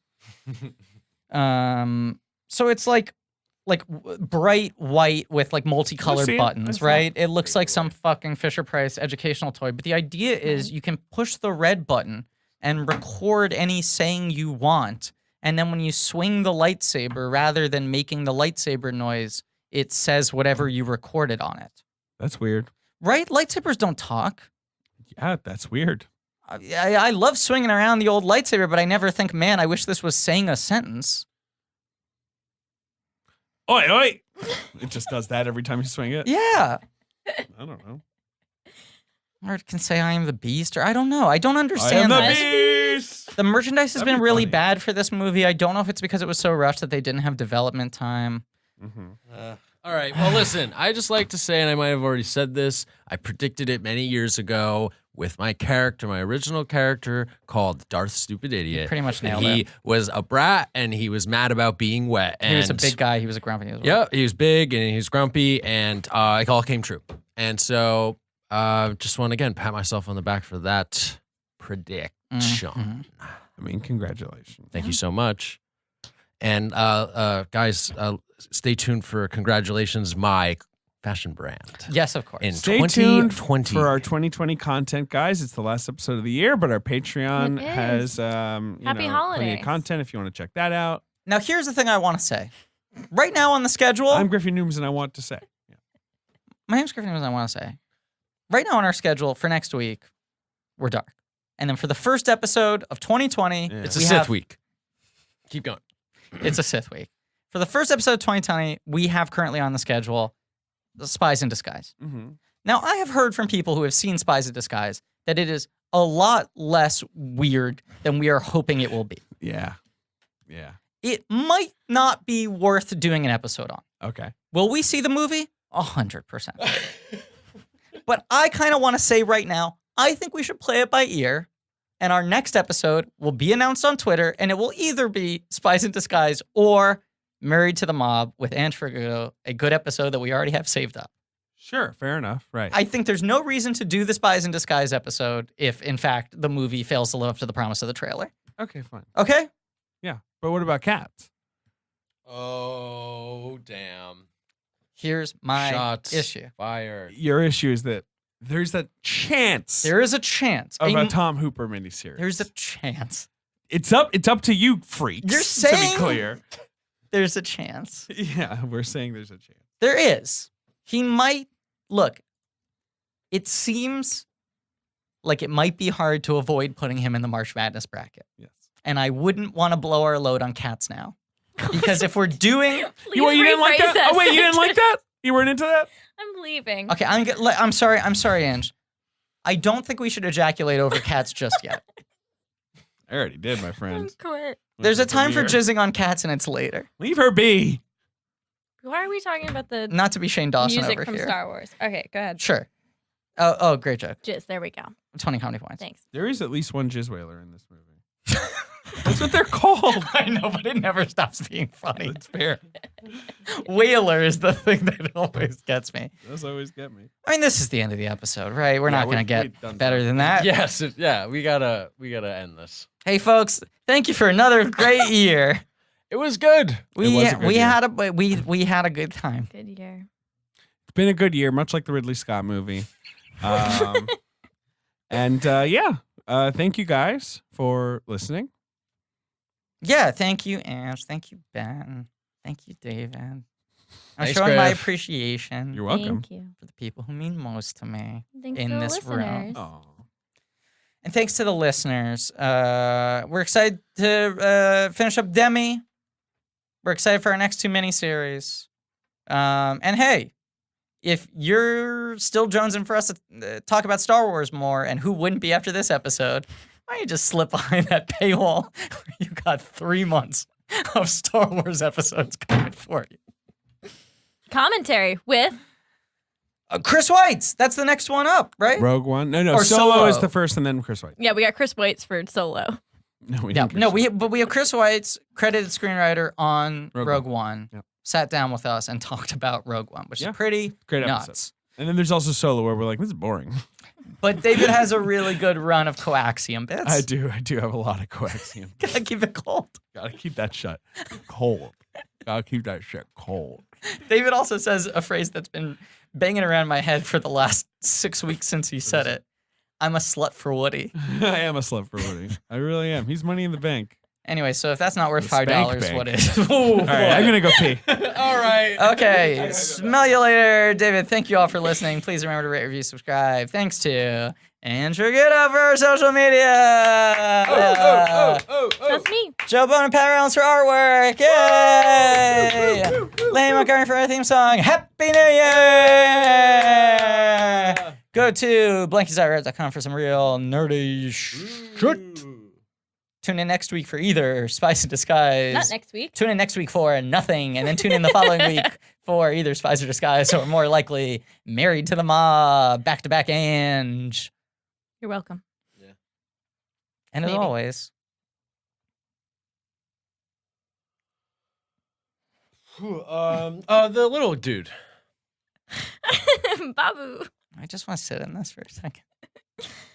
Just want to take one last look at your friends. I want to take one last look at my friends. And I just want to reflect on how weird it is that we've come full circle on Star Wars now. Yeah.